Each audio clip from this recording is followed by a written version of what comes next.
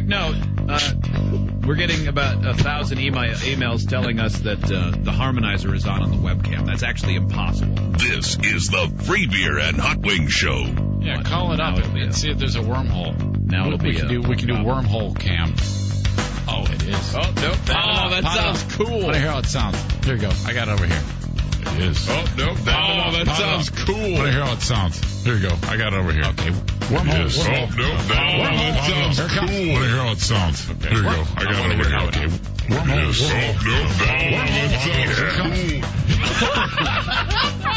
With Free Beer. We are so. Put it back up. Pizza. P-I-Z-Z-A. Hot Wings. We are so. Put it back up. Pizza. P-I-Z-Z-A. Eric Zane. We are so. Pizza. Back. Put it back. No, one more time. It's time for the Free Beer and Hot Wings Show. Hey! Are you ready to play? Now set down the pizza and bring me some chicken. Throw it on top and make the finger lick. Here comes the pizza. Guacamole, meatball with cream corn. Doing a pizza dance, I guess you could say. Here's a little salt to make it hot. Here's a lot of ice cream to hit the spot. Toss the fish. Let it fly. It's Tuesday. Toss the fish. Pizza pie. It's the Free Beer and Hot Wings Show. Free Beer, Hot Wings, and Eric Zane. Every time we air this, I'm going to let it go one verse further. Yeah. Into Hungarian foods and stuff. Mm-hmm. Yeah. Toss the fish. Goulash. Can you name a second Hungarian food? I don't know. Because one is...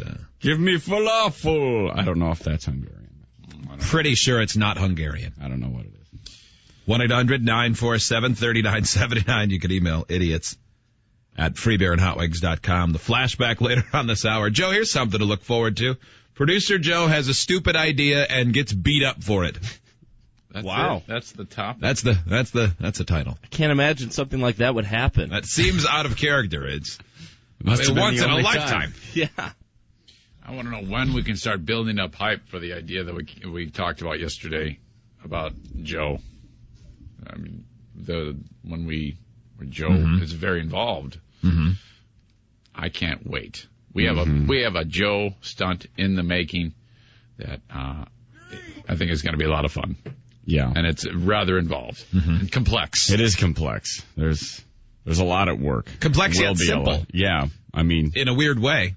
Kind of, yeah. Absolutely. Mm-hmm. Yeah. Absolutely. It basically amounts to Joe just picking up and traveling far away. Mm-hmm. Doesn't it? Pretty much. Mostly, yeah. And then see what happens.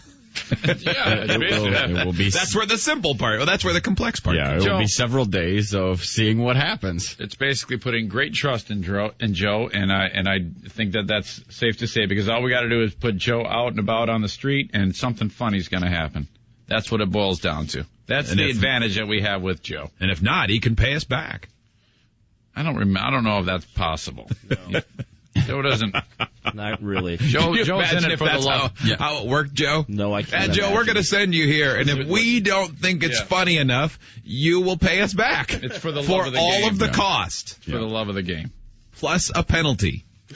I mean, if it's going to be a screw job, might as well make it a full 100% screw job. No, I cannot Joe imagine. will pay us back. I will not imagine that. Pay us back plus the 133% of the cost. And the time that you missed from being at work. Obviously. Yeah. So we'll dock you a week's pay, and you have to pay for this. It's not even funny. I want to slap you in the face. And train your replacement, because once you finish paying us back, you're fired. Mm-hmm. I think that all goes without saying. Yeah. You know, guys, there's a big to-do today in the here at the radio station, and I noticed it when I walked into the kitchen area. Yes. It's been well documented and talked about here at this establishment that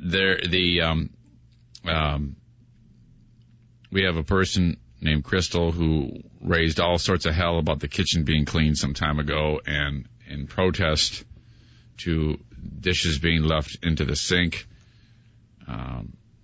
repeated warnings, please clean up your mess. She then took all of the dishes and silverware and destroyed them. Yeah. Not only took them, but destroyed them. No one will have these. Coffee mugs, everything. Everything. And a lot of it was stuff that people brought in from their homes. The next, not everybody was messy, and a lot of people who brought their stuff from home so that they didn't have to use paper plates all the time got all their stuff thrown away. And man, that was not the best thing for a lot of people. There was a lot of people pissed off. Yeah. There were a lot of people who are very, Still are. very polite people here at the radio station.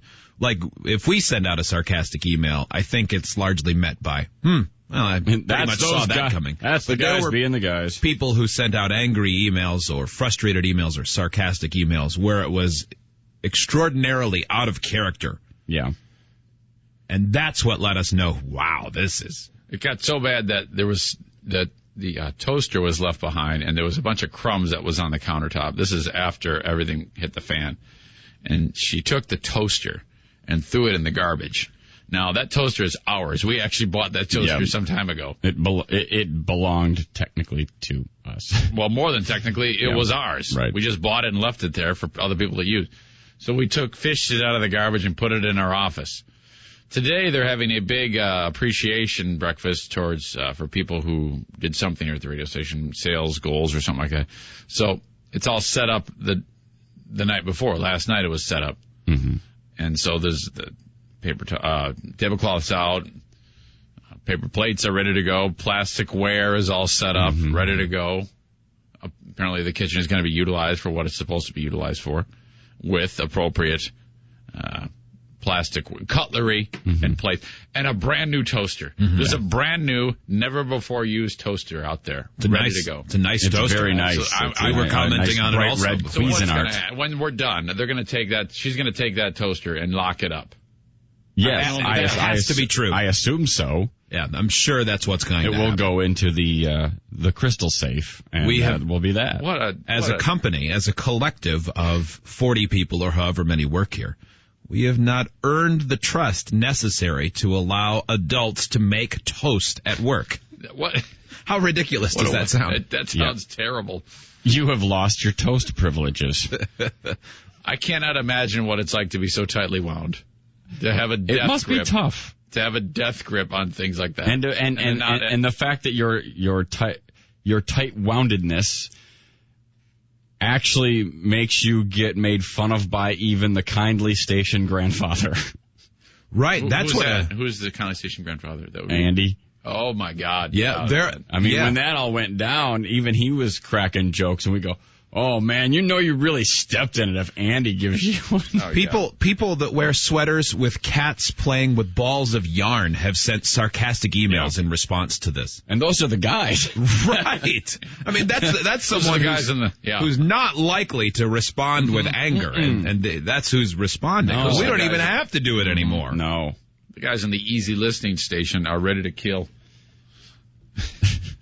Very curious what happens with the toaster. We were joking of the idea of replacing the nice toaster with the one that was thrown away and taking the nice one and locking it in our office. But it would be obvious. I mean, completely obvious. Yes, because it would be replaced when everyone got here. Huh, I wonder who took it. That's weird because the Free Beer and Hot Wings show has a red one just like the one that was in here. And they used to have a crappy one just like the one that's in here now. Yeah, it was probably the cleaning people. They were in here at 3 p.m. Oh. Steve, do you think we should throw the new one in the garbage? Is that what you think we should do? Why not? She did it to ours. Steve has been advocating that for the better part of the last hour. I think that would be... We've got to throw away the toaster. I think that would only be okay if it actually had her name on it. Since she was the culprit. Right. So... Yeah. It is possible that... No, it's not. I was going to say someone else may have put it in there, but no, that's not true. No, I'm sure that came out of the... the slush fund of some sort. All the skimmed Social Security benefits that have been supposed to be paid to the government. Yeah. They bought that with what used to be our matching 401k. That did go away, didn't it? Yeah. I wonder when that's coming back. Once they take it, it's never coming back. No, there is no chance. I was just reading over the weekend that there was an article that said that the U.S. economy has recovered more quickly and more fully, though it is certainly not recovered. But when compared to other major economies, especially the Western economies, that the U.S. economy is outpacing the others, like from Europe, as far as recovery and as far as production. But as far as employees hired back, reducing the unemployment rate, we're way behind everybody else. Because culturally, in Europe and a lot of these places, a lot of the economies, when the businesses have started to grow back, they've intentionally hired their employees back. Whereas here, a lot of companies have gone leaner and meaner, and they've realized profits are bigger. Yeah. Not going to hire anyone back, which I get. I mean, yeah, it turns out that sucks. a lot of people had jobs that they weren't doing that well. I mean, it really sucks for everybody who's unemployed, but I mean, if you're a company and you're all of a sudden making more money and your production's fine, and that's the whole point of why you hire people, is to make more money. Yeah. But that really blows. Mm-hmm. Yeah. It's kind of inevitable. Yeah. Yeah, it's happened. I mean, I think that probably happens every time there's a downturn where I'm sure people lose their jobs and then they go, didn't need that one. Yeah. Then eventually innovation of some sort will come and a new industry will grow, and you'll have this century's General Motors or GE. That'd be pretty sweet. So, Joe sent a link yesterday to the trailer for Hangover 2, which I think you could make the argument that was the last really good comedy that sort of everybody liked that came out in theaters. There have been comedies since then that have done okay. But as far as one that kind of had that mass appeal where everybody starts quoting lines and saying, man, you got to go see that. That's funny. Yeah, well, it was the biggest R-rated hit ever. Yeah. R-rated comedy ever. It was huge. So I was anxious to watch the trailer when Joe sent it. And there seems to be a red flag as I watched it. I want to see if you guys get the same feeling when you see it. Because I don't think either of you have seen it yet, right? No, I actually haven't watched it. My red flag is that there's a 2 after it. But that might be pretty accurate. That's next. Okay. We'll take a break. It is the Free Beer and Hot Wings Show.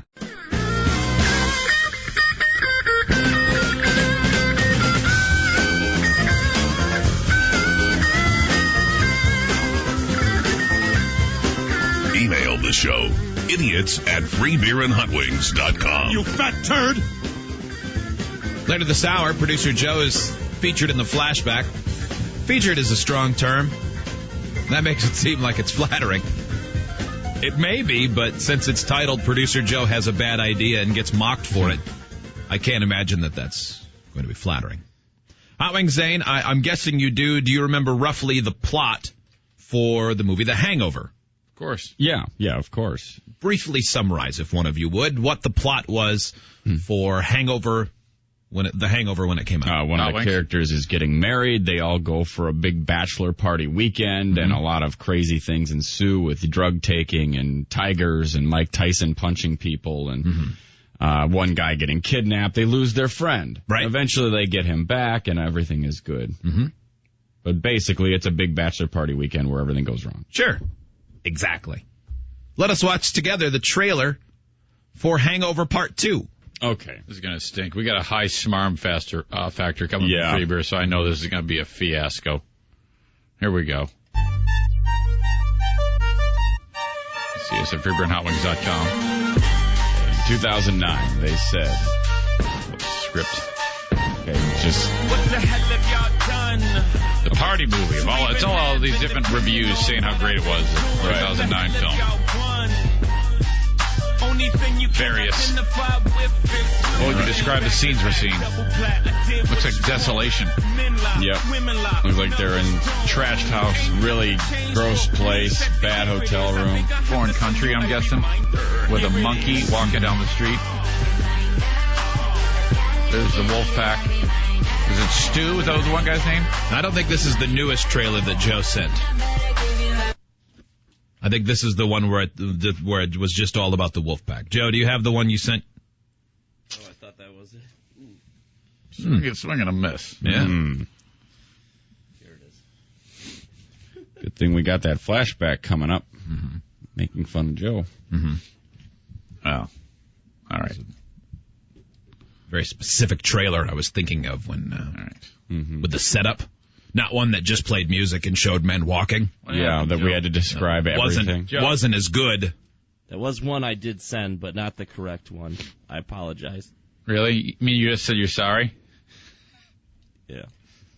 I bet this one will make the bit better. Okay. As opposed to the last one, which made it worse. Hey everybody, here's some fun facts. The population in Thailand is 63 million people. Okay, It is Thailand. twice the size of Wyoming. None of you know Stu like I do. I can't even tell you what we've been through because we made a pact. What I can tell you is this. This is not Stu's first marriage. There was a whore in Las Vegas a couple of years ago. Time's up. Sit down, bud. So if you can see from this that Stu, Ed Helms' character, the dentist, is obviously getting married. Zach Galifianakis' character is standing up, giving a toast. And then says all of those things, so everyone's around, just so you have the scene. Okay. You hear the scene. So of there's course. another wedding coming up, guys. There's another wedding. Yep. The Yeah! pivotal moment, of course, he reveals the whole thing with the hooker. Come have a drink with me and the guys. Go and do me a favor. Take my little brother Teddy with you. That is a great idea. Bring the kid. Another brother. All right, one drink. Good. You did it, buddy. Sure did. Cheers. So Stu's fiance says, "Take my brother with you on a little adventure." Yep.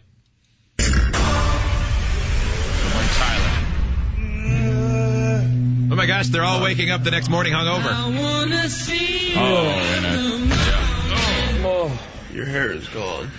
No. Zach Galifianakis loses his Come on, hair. get up. We gotta situate. Ed Helms is in a disgusting bathtub. Where are we? You're gonna freak out, but it's gonna be okay. Is it my teeth? This is a real tattoo! Alan, what did you do? Did you roofie me? I didn't do anything. So Ed Helms has a tattoo. Okay. A big face tattoo. They're revealing all the things that happened on the night before that they bashed. Have no memory of. A monkey comes out of nowhere and lands on Ed Helms. All right. What's a monkey? Where are you guys? I don't know. We woke up in some city. They've been looking What's for his him. name again in the film? His name is Doug. Doug. Okay. We lost Doug, everybody. His apparently his role is to move the storyline along by sitting next to the pool as the actor least interesting in the first film. The guy no one knows and no one cares about. Clearly. One morning. I can't believe this is happening again. Laura's little brother is lost. I'm not going back without Teddy. We love to party. All I wanted was a bachelor brunch. Chow? What are you doing So here? they lost a guy again. We had a sick night, bitches. Oh no. And then Ken Jeong, how do you say Ken it? Jeong. Ken Jeong. I like him, but bringing that character back for what seems like a major role seems strange, since he was a gangster in Las Vegas and now he just happens to be in Thailand at the same hotel. Of course he's back. What a hilarious coincidence. Yeah, they're like weird friends now. Check your pockets. There might be clues. Chiang Mai Monastery. I don't remember any of this. What is this, a P.F. Chang's? Where the hell are you? We're in Bangkok. Holla, Finnegan, swalla. Pull that monkey in! He's so strong. Hold on, boys. Oh my word! What is going on? Hey guys, check it out. Alan, cut it out. When a monkey nibbles on a penis, it's funny in any language. Not this one. Boy. Maybe it would have been if I saw it in the theater. Now you No. okay. Okay. Wow. Now the first one, what made it fun, not like it was an original idea, but it was fresh when they did it. Fair to say? Yes, At the definitely. At the very least, the trailer suggested that it was a comedy. We didn't really know anything, and now we already know the story of this one coming in. This one, it's like they took the first one and did it like Mad Libs. Okay, well, we can't have Ed Helms take a tooth out again, but he needs some sort of permanent thing to mess up his face. Face tattoo. Good one. Yep. All right. Can they find another baby? No, man, we did that. Okay, how about a monkey? A monkey! Yes! That's like a baby. Hey, I think a real poignant part of the movie the first time was when they were sitting around eating breakfast and they checked their pockets. I know. Let's have them say the exact same line in the movie. Hey, man, check your pockets, see if there's any clues. What are you, Scooby-Doo and the Mystery Bunch or whatever it is? Oh, yeah, we forgot, though. Terrible. We need a mystery that they're looking for. I know. Missing friend. Oh, and make that friend another brother who's worked in, just like Zach Galifianakis was. Oh, and let's get Ken Jeong, because we really like him. Because he's zany. He's nutty. I want to like this movie. And maybe I'll end up seeing it and it'll be funny. No, it'd but be a big... boy, do I doubt it right now. That would be an upset. Yeah. That would really be an upset. It would be a real surprise. I mean, there may be funny lines and stuff, but it is basically the same movie. Yeah. I'm praying that my wife, as her comedic sensibility improves as years and years pass, she gets to be more cynical, and I like that. I hope she sees this and doesn't go, oh, I can't wait, because that's going to set us back as a couple. It's going to set us back big time. I mean, because I know she loves Zach Galifianakis and she loved that film. Yeah. But if she looks at this and goes, oh, let the fun begin again, I'm going to go, oh, come on now. We're going to have to talk about this. I know they were pretty limited by what the storyline could be, because of the narrow focus. I mean, it's called The Hangover. But to just take the same damn storyline, really? I mean, come on. I mean, couldn't they actually black out again? Couldn't they have gotten drunk before the birth of a baby? Or, I mean, that would still be but to have it be all the same thing, a missing person and any scenario, just come on. It's all the same. Use your brain. Think. Right. Yeah, they're just replacing certain characters and location. Mm-hmm. That's not great. That is not even trying. I suspect it'll still make a boatload of money. Though it won't be like before where Bradley Cooper, Zach Galifianakis, and Ed Helms made a combined less than $1 million on that first film. I suspect since they've all become bigger stars, certainly two of them, Galifianakis and Bradley Cooper, they're probably going to make well more than $1 million.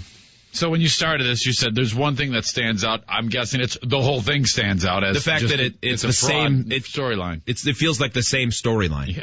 Yeah. I was looking more forward to the movie when we watched the first crappy trailer Joe sent, where it was just music and guys walking in slow motion. At least then I thought, hey, I like those characters. They're funny. They're going to have some real funny madcap adventures.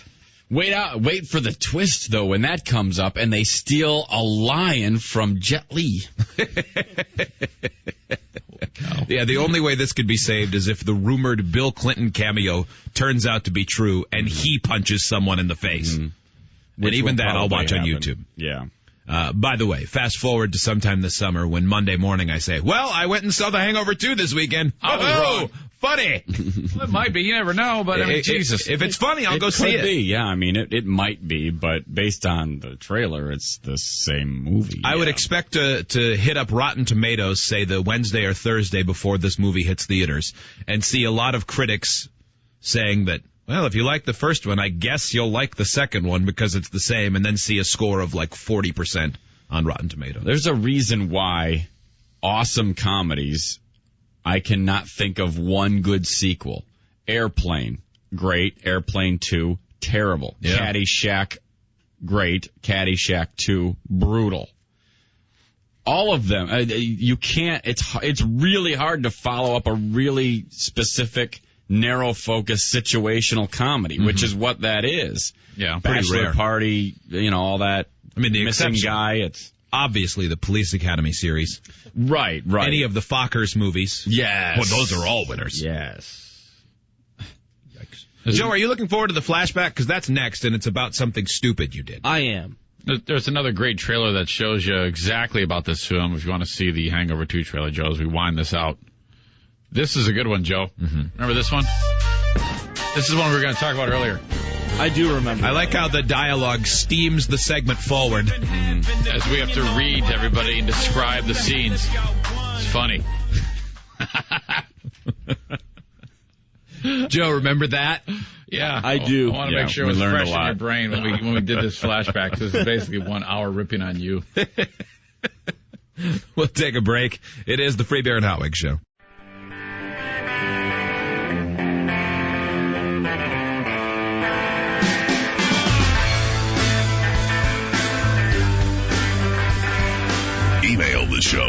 idiots at freebeerandhotwings.com. Right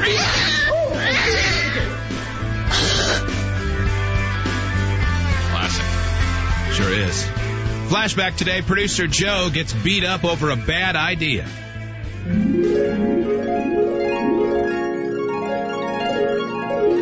Joe, our producer Joe here. Yeah. You had the high die roll yesterday when we rolled to see who would create the topic for the Friday Top 3. True. And you revealed your topic. What is your topic again? It was top 3 people who have influenced your sense of humor. Okay. Or that shaped what you think is funny. Mm-hmm. We got this email from Ron about 25 minutes ago. The 3 most influential humorous people or whatever? What? WTF. That is stupid and has absolutely no grit to it. It's not something I'm looking forward to hearing tomorrow. All I know is that you people are fairly funny, I enjoy listening, and you have a great show. I could give a rat's ass where your epiphany for humor came from. I mean, come on. That's as interesting as World Book Jim's bowel movements. Joe, you suck, and you blew it. That doesn't say you suck. You added that. I did. It was all for effect, which apparently you had no pizzazz for effect. No. Way to you're go. choosing to the topic. Way to go, Fun Sponge. You're a Fun Sponge, too. Yeah. No, it doesn't say suck. Nice job, showman. Where did Fun Sponge come from? I like Fun Sponge. Yeah, I do too, actually. I don't know. I didn't think of it. Good steal. I'll tell you this. Nobody wants to be the one to pop the cork, but since dude did, I'm so glad. What the hell am I supposed to say? Hey, guys, here's my 3 big influences. My brother, Regular Mike, and 2 other radio guys. And, well, Eric's done. We can let's do all of ours now. Let's do it right now. Okay, all Here we right. go. Friday Top 3. Mm-hmm. All right. I don't have keyboard cat ready, but it doesn't matter. Nobody cares. Roommate Doug in college. Oh, wow. Yeah, awesome. Hot Wings, because I've known him for so long. Mm-hmm. And my family. Hot Wings? Yep. Free beer. Also, let's see, my dad for the dry sense of humor, and I guess I did like Steve Martin when I was a kid. Oh, awesome. That's cool. All right. Steve, who are your top 3 influences for comedy? Well, I always liked Chris Farley. He was pretty funny. Yeah. My friend Ray in college, he had a really dry sense of humor, so he was a funny guy. That is amazing. And Gallagher. Oh, that is so good. Again, I'm going to have to say Regular Mike, my brother. Yeah, he's got a good smart-ass cynicism.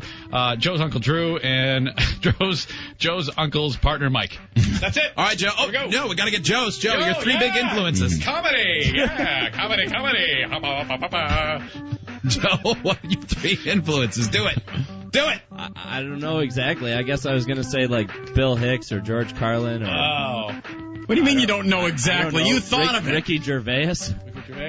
Oh, Mitch Hedberg. So you've known him for like 2 years, and he's Yeah, I'd say so. The Office really changed what I think is funny. God, I smell Marconi.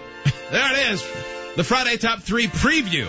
We'll expand on that further tomorrow by saying their middle names. Wow! Radio gold! Heavy hitter. I bet you're having a lot more fun this time than the last time we destroyed someone's topic idea for Friday Top 3. Oh, absolutely. Let that be a lesson. Don't bring that weak ass into here. Mm-hmm. As punctuated by a listener, all we did was follow their lead. 1 email, as we all know, equals 1 million opinions. Ask any good program director. They'll tell you that. All right, well, luckily Jim sent a list of top 3s that I can steal from. No, he didn't. Pick, instead of the one I had, Jim's suggestion of our top 3 favorite TV shows of all time. Okay. How about top 3 things Joe should try harder at? Mm-hmm. That'd be pretty hard to narrow down. Yeah, I don't think we're ready for that list yet. We're not done making fun of you. You left Okay, the whole, all right. Jim sent this one in, and I've given it 1 second of thought, and I will share it with you. 3 words you've heard said in a language. Expand on that. Or 3 favorite tire sizes of all time. Favorite commercial about a diet soft drink. Oh. Now, Joe, maybe people are emailing thinking that we're being too harsh. Perhaps. Probably. I mean, that does happen. I mean, this is a very critical show. Nope. All it is are insults of you. Nope. So Let's see. far. Bad idea Friday. Joe dropped the ball again. Joe sucks. Top 3. No. Yeah, that's pretty strong words. Well, you know, we tend to listen with what the audience says unless we don't agree with it. Oh boy. 3979. Oh boy, yeah, that you was can a bad email move. idiots@freebearandhotwings.com. Hot Wings, I chose not to read that email. The one that you shared that caused me to hit the dump not once, but twice. I'm glad. Sorry about that. It wasn't until I saw your reaction to it I went, oh, no, that is not a good idea right now. And then you said it again. It wasn't until after I said it. When I said it, that's when I was like, oh, no. I want those words back in my mouth. Long story. One day we'll be able to tell it. That is crazy. So, Joe, what's your next idea? Yeah, Joe, did you give us any good thought? Let's get these calls beforehand. Maybe they'll help you out. Brad? Yes.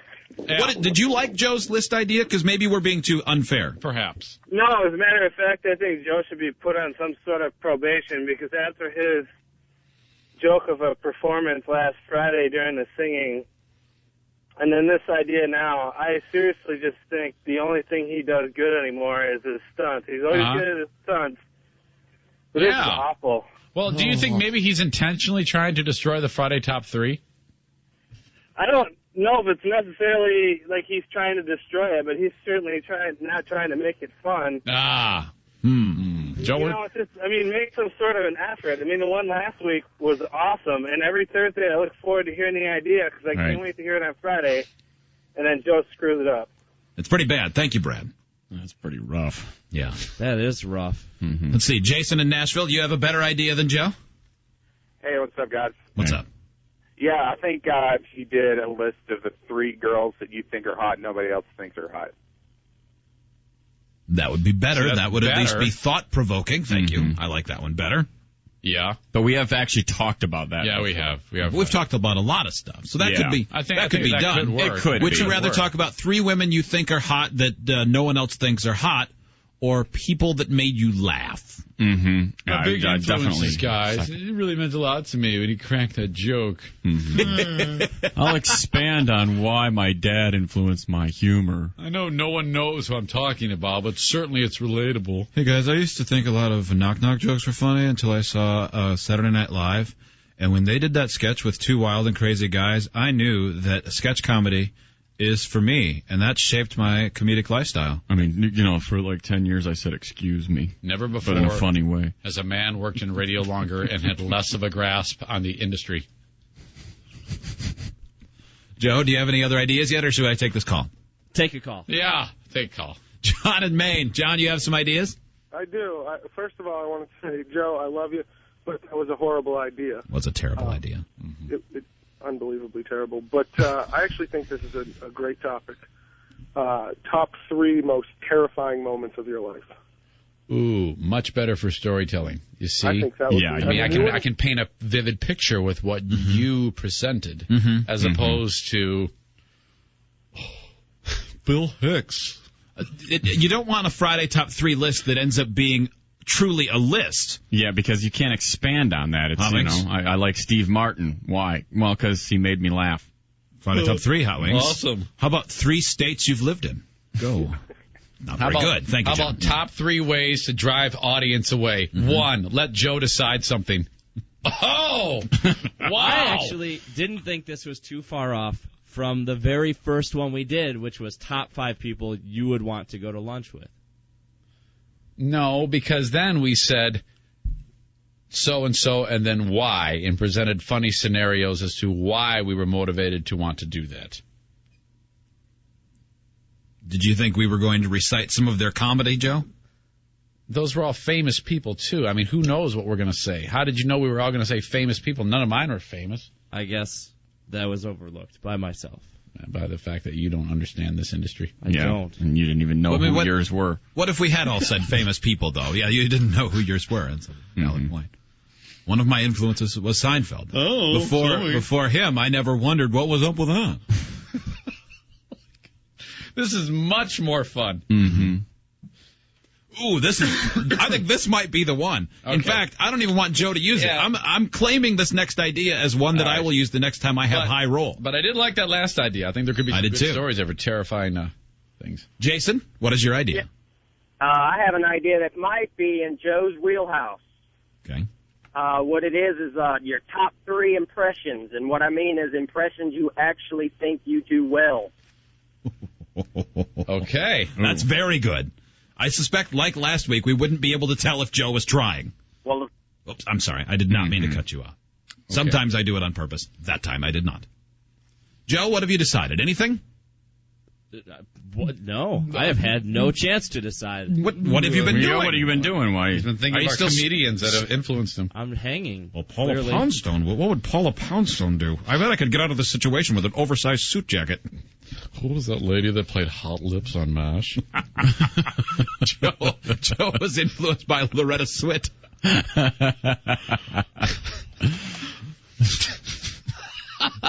I can't believe we all went first with no time to think about our top 3 influences. All named 3 people, though admittedly Steve said Gallagher. And then we went to George. I don't know. I kind of hadn't even thought about it. Stephen Merchant was once in the show. I'm so funny. I don't know. Oh, I do stunts. Devastating. Such a C-punch. Nothing worse than being in the spotlight at a moment like this. Dude, I can tell you, and Hot Wings, you know it too. It stinks. Well, there's one thing worse to Joe's list. Well, in a minute, we'll hear Joe's next worst idea. I like the dynamic of nobody wanted to dive in and attack him, and it took a listener's email to get us to this point. What did that say about us? Well, I think we all thought it, but you guys knew that I had said before the break we're limited on time. Yes, that hurt.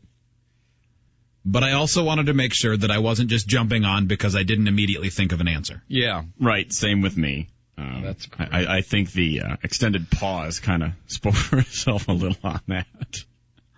We might as well have done this. Oh, okay. Yeah. Yeah. Sounds okay. Yeah. Sounds good. I'm looking forward to it. Yeah. You could probably do that, I guess. That sounds good. Look how high my voice is. I'm excited. Yeah. I'm uncomfortable. And the fact that you're an idiot. It's just stupid.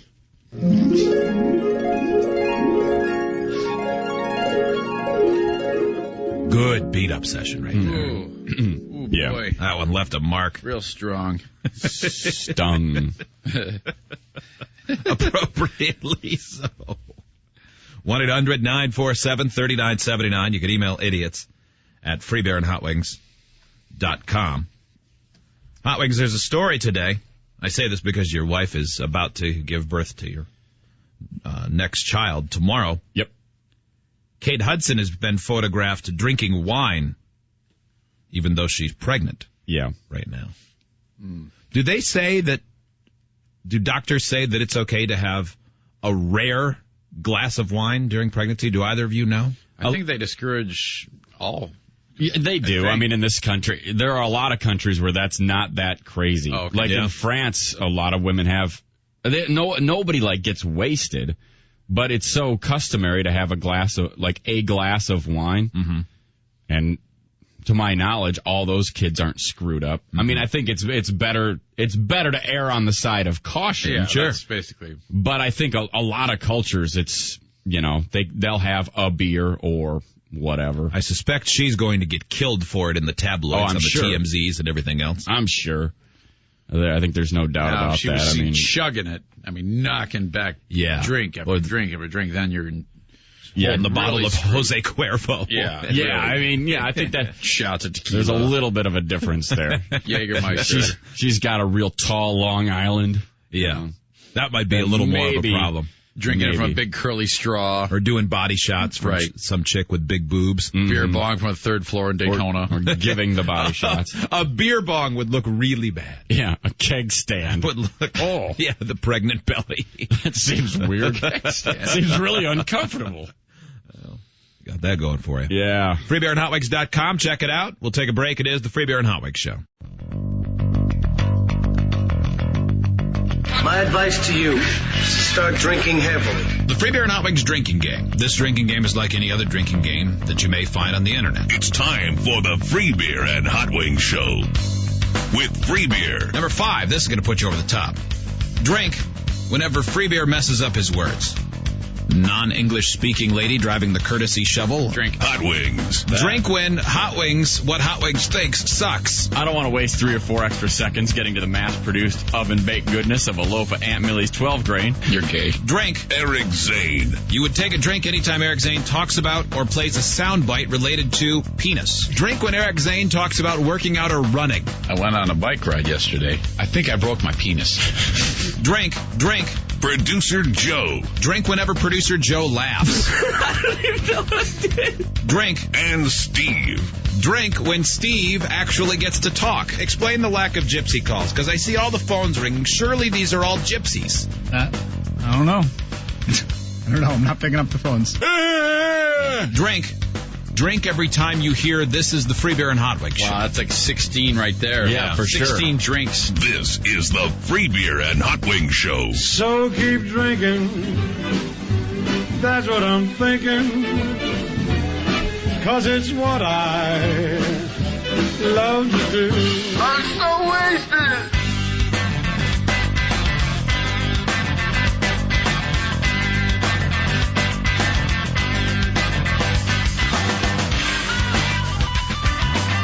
It's Tuesday. It's the Free Beer and Hot Wings Show. Free Beer, Hot Wings, and Eric Zane. Day 2 on 92.9, The Bandit in Reno. Thanks for joining us. Number of nice emails from people who listened to us before when we were on in Reno yesterday, who were excited to find out we were back on. Spread the word. Wherever you're listening. You can't do anything nicer for us than try to get someone else to tune in. Get them to watch a Joe stunt on freebeerandhotwigs.com or any of the other videos or links or whatever. It's very good for us. You can join us toll free right now or anytime during the show, but it's the I Can't Wait to Talk About Blank segment, 1-800-947-3979. You can email the show 24 hours a day, idiots at freebeerandhotwigs.com. Basketball game last night. UConn beats Butler. Mm-hmm. Holy cow. Butler, 2 years in a row now coming up short. You said that this game wasn't that great. Boy, low scoring. I didn't see it, but from everything I've read, neither team, particularly Butler, really struggled shooting the basketball. Well, the fact that they had 41 points is enough evidence of that. But somewhat sloppy play and choppy basketball. Yeah.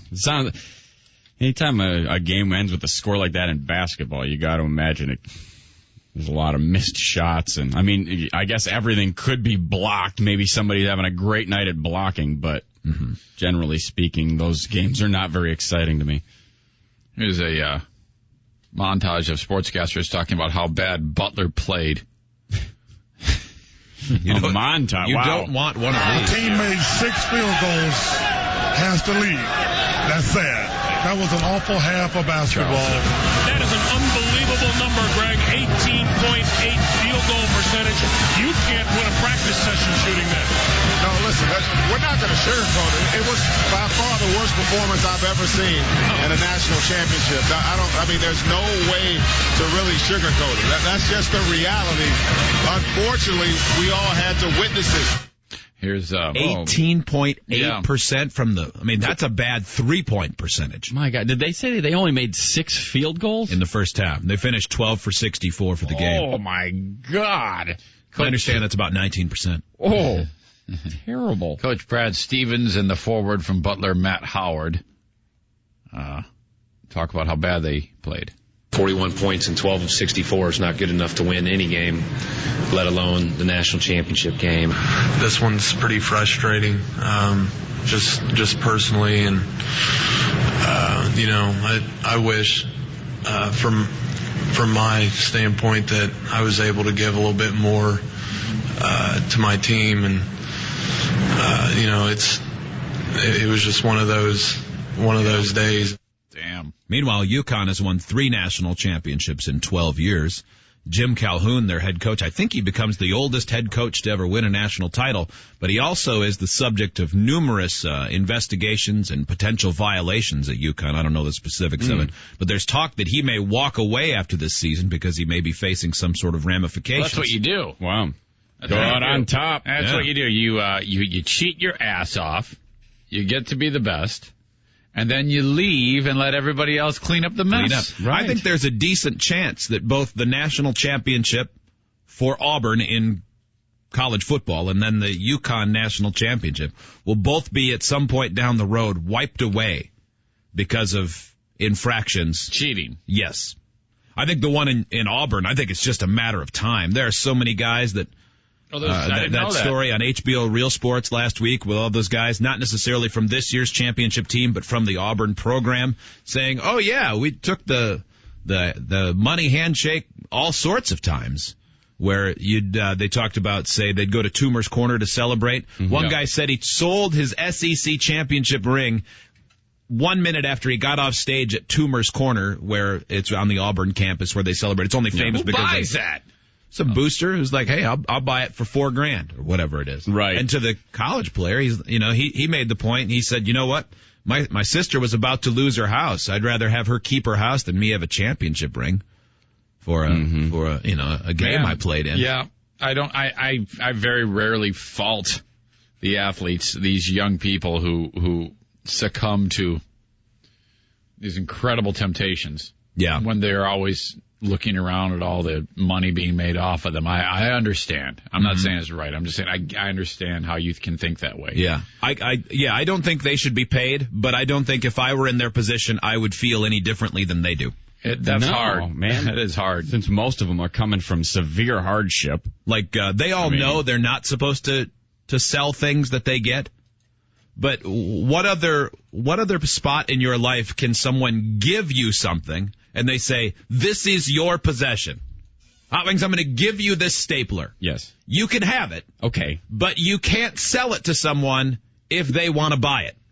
That doesn't happen anywhere else. And so they give these guys these championship rings and all this gear, and then they say, but you cannot sell it. And I know why they do it, because boosters will give them a ridiculous amount of money for it, and all of a sudden it gets corrupt, but it's already corrupt. It is definitely corrupt. And the thing is, hell, unless you get caught mid-season and they just shut the program down, by the time, they stripped us of the national championship, no one cares. Right. Everybody remembers them winning. They remember winning. That's all that matters. And even if some guy gets some money, it's not like they're trying less hard. I think there's more there than meets the eye, though, because you have to ask yourself, well, you have an incredibly rich booster or whatever. What is the motivation to getting the best athlete into the fold and taking care of them monetarily, in a sense, cheating? What is the motivation for the booster? Is it, I want my team to do good? Because I think there's more to it than that. I think it's look at me pride. I think that there could be something in a more sinister angle. It's something to do with gambling, or somehow there's money coming in. Somehow I think there's more than just paying guy because I think my team's good. It does seem like there must be something. There must be some benefit to the booster. Because if you're maybe not. Maybe maybe who's some a really wealthy rich, guy. Are you that eccentric that you want the team? Because if you're a bright person who's made a lot of money, I can't believe that they'd be so shallow and do something so stupid. I guess if you're one of those people that has more money than brains, maybe giving $4,000 to the as they detailed on HBO Real Sports, a guy for Auburn who was a good defensive lineman had 4 sacks against Alabama, their hated rival in the Iron Bowl, and he knew that he got money for every sack, and so he had 4 sacks in the biggest game of the year. And after the game, he's walking where the players walk, and everybody's cheering for him, and a guy came up and patted him on the back and shook his hand and handed him $4,000. Wow. And I guess if you're a booster who's got more money than brains, and you're making a $12,000 a month house payment and you've got plenty left over, maybe that doesn't seem like that much for the most important game of the year. Now that seems ridiculous to the rest of us. Yeah, it sure does. Yeah, I guess if you're some really super crazy proud alumni, but I still, I don't get it. I guess it's because I'm at a stage in my life where, well, I will always be at this stage in my life, which is I already gave my university money. I had a great time there, and I still root for them to win. But I will give you no more money because you already got my money. Thank you. And you will continue to get my money if I go to a game and buy tickets or if I buy a sweatshirt. So, no.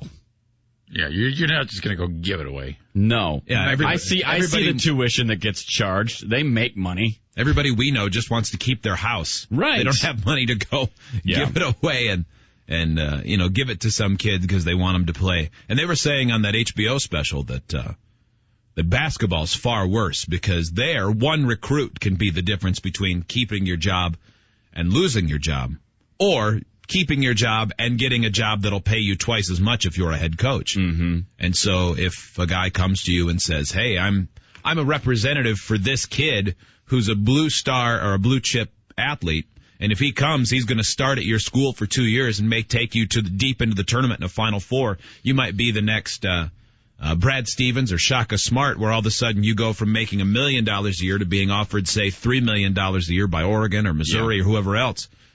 If you can facilitate a booster giving that guy, $60,000 or $80,000 or whatever, and it's all cash money, so there's no way to really trace it unless somebody rolls over and squeals on you later. Mm-hmm. A lot of people are tempted to do that. Sure. But certainly the kids, I mean, if you're broke, and you're putting all that time in and like Chris Webber said, well, he didn't say it, but they talked about it a lot in that Fab5 special.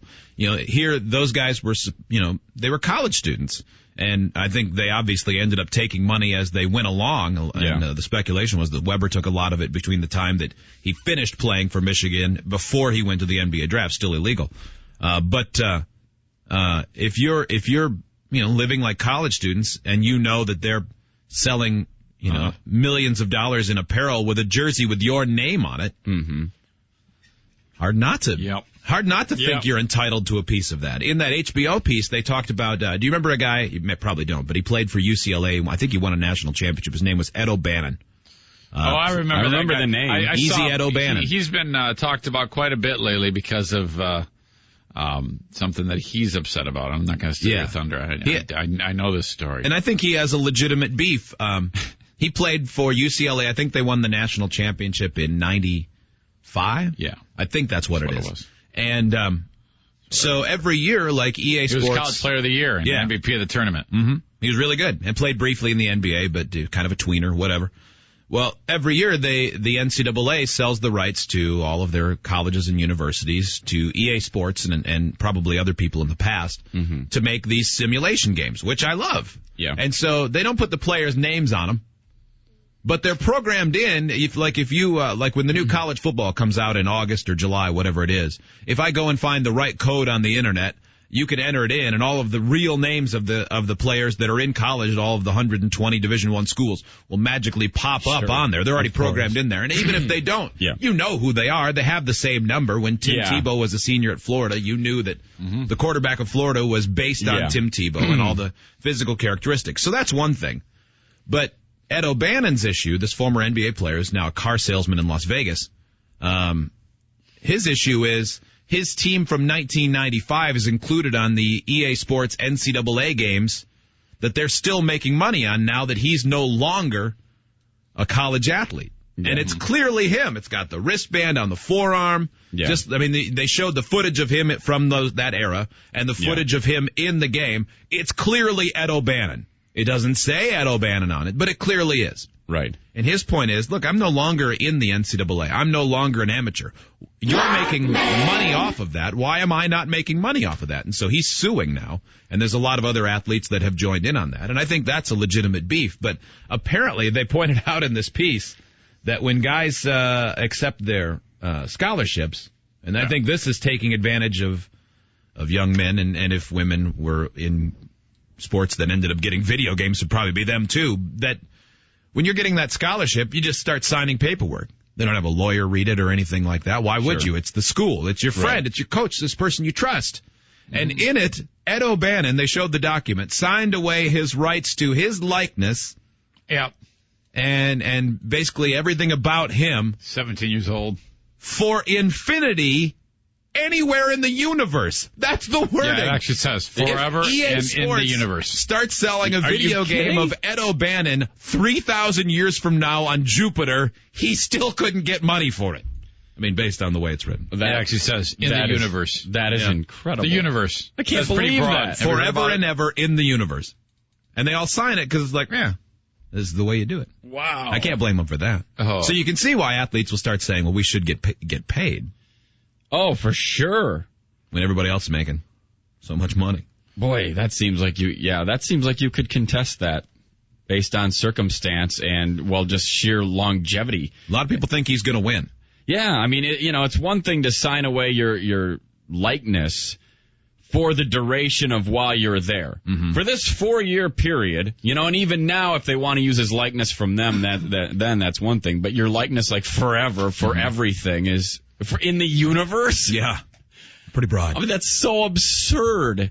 While we're talking video games and money and sports, there's a story that's bubbling under. Madden football's been around since 1988 in some version or another on computers or whatever else. Wow. The guy who wrote the code for that game, for the original versions of the game with EA Sports, I think he worked there until around 1992. And part of his contract said, as long as you're using his code for that game or any derivative code for that game, as far as the gameplay and everything else, he is to get a portion of the proceeds, the money, the profits. He stopped getting checks in 1992, probably fairly wealthy, but the success of that game has gotten exponentially bigger since 1992. I've probably bought, that's however many years, I've probably bought a version of that game nearly every year. Even though every year I say, all right, I'm not doing it next year. It's the same game. Oh, boy, yeah, but that thing took off. So, like, once PlayStation came out and then the original Xbox, that's when it really boomed. Yeah, absolutely. It's huge. That means they sell sponsorships in the game and everything else. So, come to find out, they're still using derivative versions of his software. And he didn't know. And so now he's suing, and there'll probably be a settlement, according to most people. But he's going to get a percentage of the profits since 1992. Do you have any idea how much money that video game, that franchise has made since 1992? I don't think you're going to guess it. So I'll just tell you. $4 billion. Wow. And if he gets 0.5%, life's looking pretty good for him. I'm looking at all the old boxes from that game when it came out back on Sega Genesis. Wow, look how young Madden looked. Yeah. My goodness. That is incredible. Seemed old back then. Yep. Amazing. Can you imagine that, though? This guy's just been going along, and someday he gets a whiff that, hey, that's still your code. Wait, did you just say? It sounded like you said, that's still my code. Because if that's the case, I'm going to buy an island. I mean, come on, man. Man, with interest, too, man. Yeah.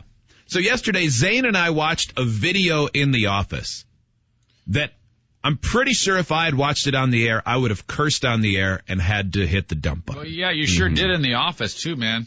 And you screamed. I did. As you went. You screamed. Mm-hmm. You sit right next to me. Ah! But he said a bad word. Mm-hmm. That's funny. Now, Joe ended up stumbling onto it later in the day. I forgot to tell him not to watch it. Joe, did you have a similar reaction without saying what it is? My God, yeah. And you know something's coming. The very title of the video tells you something's coming. Yep. And it still manages to be fairly shocking. It was very shocking. Hot Wings and Steve will see it next. They've been waiting since I told them they weren't allowed to watch it yesterday at 10:30 in the morning. It's on one of my favorite websites. I saw it all day and I couldn't watch it. And we'll tell you how you can see it next. We'll take a break. It is the Free Beer and Hot Wings Show.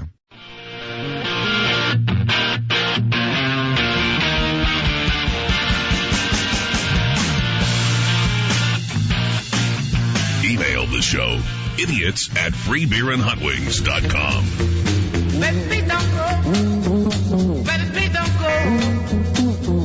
Let me don't go down in New Orleans, you know, love. So please don't. Give it to me, baby. Give it to me. Charlie Murphy.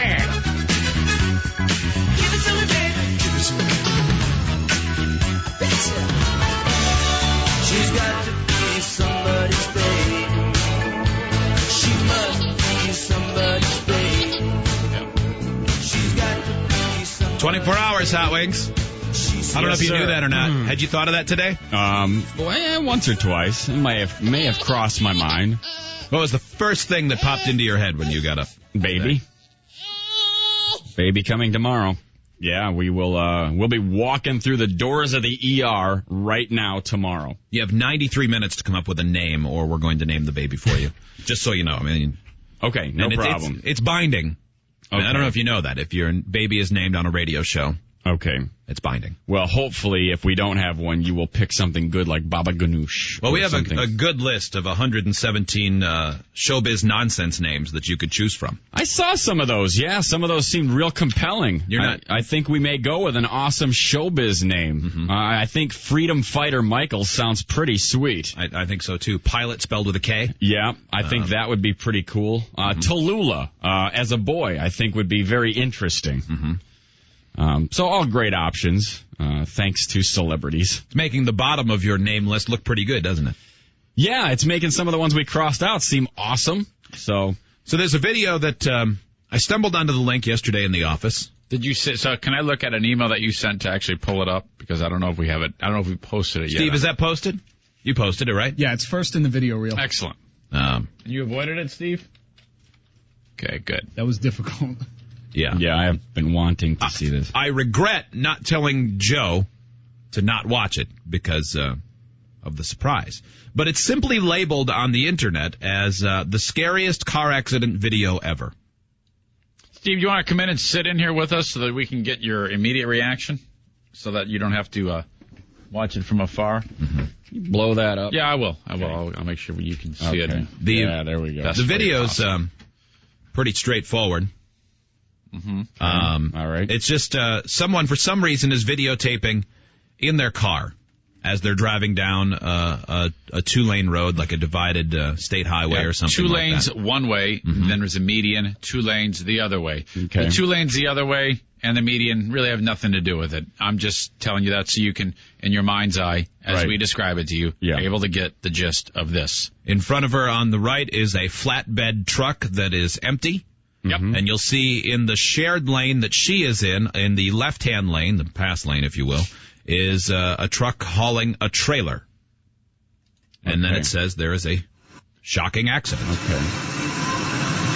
Ambiance inside of the vehicle where the person is videotaping while driving, by the way. Yeah, or seems odd. Or maybe in the back seat, I don't know. So we'll just let it roll. You'll hear sort of the road noise, the ambiance. Keep your eye. Okay. Just keep watching. Something is going to jump out, but it's not a creature. It's devastation. The two trucks are kind of they're side by side right now. Oh, no! Whoa! Oh! Ooh! Whoa! All right. Watch right here. Watch the back left of the trailer.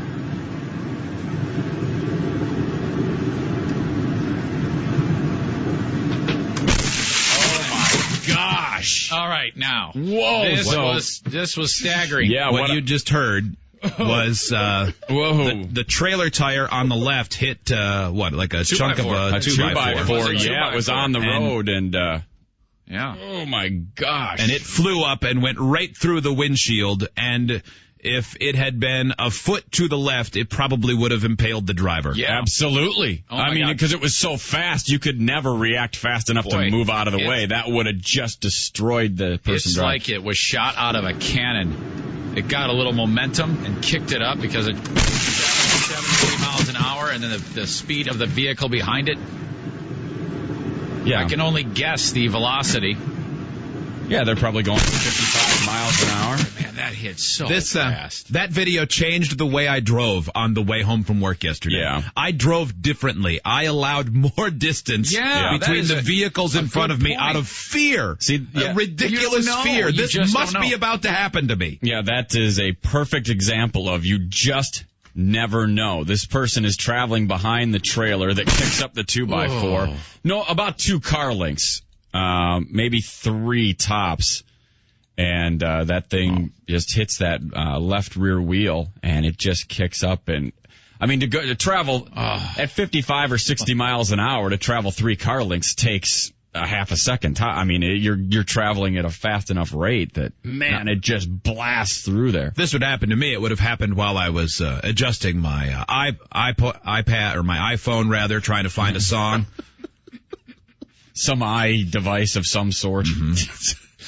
iPod. iPod, I think you've had trouble with phone. iPod in the past. I have too many eye devices. Yeah.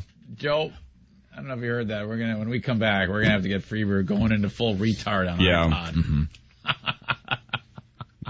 Maybe you just start working in like an all-encompassing eye gadget or something. I was working on my eye gadget. Steve walked away shaking his head as a defeated Freebird finishes us up. My God. Apple aficionado Steve, disgusted with your lack of. I would have being been able to looking for a differentiate. song on my information tunes. That's not bad. More cumbersome, but I got it out. Yep. I still can't believe that person. I can't figure out why they were videotaping in the first place. What a boring. It seemed like they were expecting it. Yeah, like they were way. videotaping the flatbed for some reason. Like they were trying to get evidence. Like I thought he had been driving dumb or something. And I had no idea that it was going to be the 2x4 being kicked up by the wheel. I thought something was going to fly off the flatbed or there was going to be a blowout or something like that. Like there was a reason why they were videotaping. Like, oh, we noticed that flatbed has a wobbly wheel Right. Yeah, that's part of what makes watching the video to be a little bit of a hair-raising event is because you're wondering, okay, is one of them going to swerve into the other and then, whatever it might be, and then all of a sudden something completely unexpected. Now, obviously, anybody listening right now knows what's going to happen. So when you watch this, gather people that you work with around the video and say, hey, watch this with me, because part of the joy is seeing it scare the living crap out of other people. Yeah, because it kicks up. The time between it being kicked up and hitting windshield is so fast. You really don't even see it coming. All of a sudden, it's just boom, there it is. Mm-hmm. You have to watch it like 3 times. It's less than a second. It's less than a second for that 2x4. There it is to travel from where it gets kicked up 3 or 4 car lengths to the vehicle. Less than a second. Kevin in Pennsylvania. Hi, Kevin. Hey, how are you? What do you say? My father had that exact same thing happen to him going down the interstate with a rock. It actually came down the driver's side fender of the car and cut it open like a can opener. A rock did? A rock. It left an 18-inch can opener slash right down the fender. Wow. Punched through the rearview mirror. It looked like a bullet hole right through the mirror. Boy, isn't that something? That you'd think that you'd hear about some devastation like this happening more often. Yeah. With all the cars on the road, freak accident, something gets kicked up.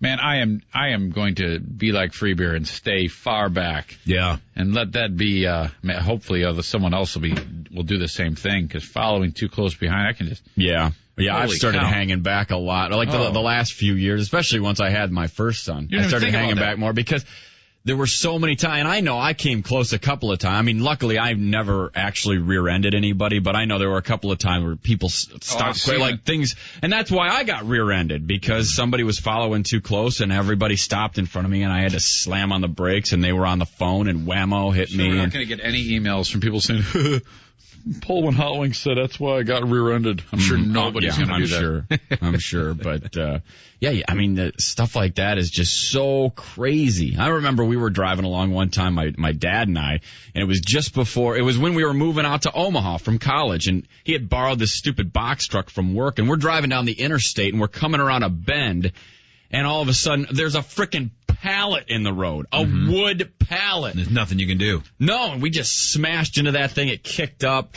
and we're on an overpass curve. Yeah. And you just encounter stuff like that. And man, I can't believe my dad didn't lose it when we were driving that. It was one of those cab overs, those short deals where you're sitting on top of the front axle. And it's bone jarring. Boy, I imagine as you approached it and then rode over it, I mean, what took place between you and your dad? Hey, son, did you happen to notice the pallet that we just drove over? Well, yes, Dad. That was something. Holy moly. I sure hope the people behind us are okay. Me too, son. Maybe we should pull over and make sure everybody's all right. That's quite an adrenaline rush. Reminds me of the time I wore white socks. It's like you were there. I still have it is like you were there. I still have the picture on my old phone what I snapped of your dad. Oh, that was a bad day. Wearing short pants, like khakis, with black socks and penny loafers. Yeah, that was a real low water mark. How am I that looking? Day. Sorry, Dad, my water stinks. I can't pay attention to your awesome fashion. In a moment, how much money would you need to make if you were going to be the guy who volunteered to go into the nuclear plant in Japan to try to fix it? Because that's what they're trying to figure out right now, is how much is it going to take to get someone to run in there. Is it as simple as if you're suited up, you're good? You won't be affected if you have a protective... I don't think so. I think that might be what they tell you.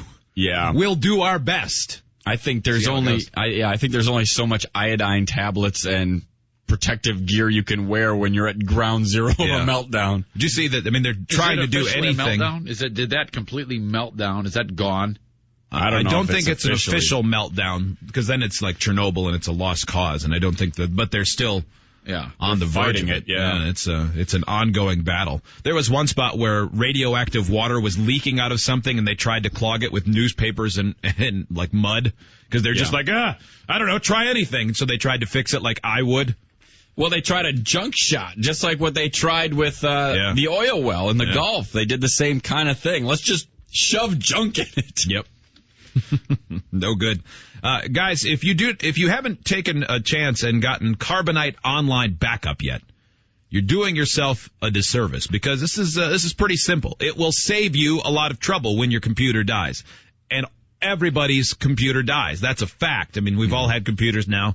Most of us going on 15 years or so, and how many of you had? A lot of them. How many times has all your data been washed away by all of a sudden you turn on and blue screen, and then the computer expert looks at you and says, better buy a new one. All the info is gone. Mine will not be. It's all saved thanks to Carbonite Online Backup. Yeah, the thing about computers is a lot of times you don't see it coming. There are a lot of things in your life that you use where you can see that failure is imminent. Maybe something on your car starts to get a little squirrely, but sometimes your computer just, boom, it just goes. You could have a computer 15 years, never have a problem, or like I had a computer 2 years old. Hard drive barfs. I don't have to worry about that anymore with Carbonite, because I've backed it all up. $55 gets you an entire year. It backs up everything. Unlimited backup. And you get anytime, anywhere access, which I find really cool. Even on my phone now with a Carbonite app, I can pull up all my files from wherever I am. I can say, I got a really great picture. I want to show it to you. Look, it's on my phone now because I accessed it through Carbonite. Mm-hmm. Go to Carbonite.com right now. Use the offer code FREEBEER. It's a special offer for listeners. A 15-day free trial plus 2 months free with your subscription. Carbonite.com with the offer code FREEBEER. Up next, if you were a jumper for a day in Japan, how much money would you get? How much would it need to be? We'll take a break. It is the Free Beer and Howard Show.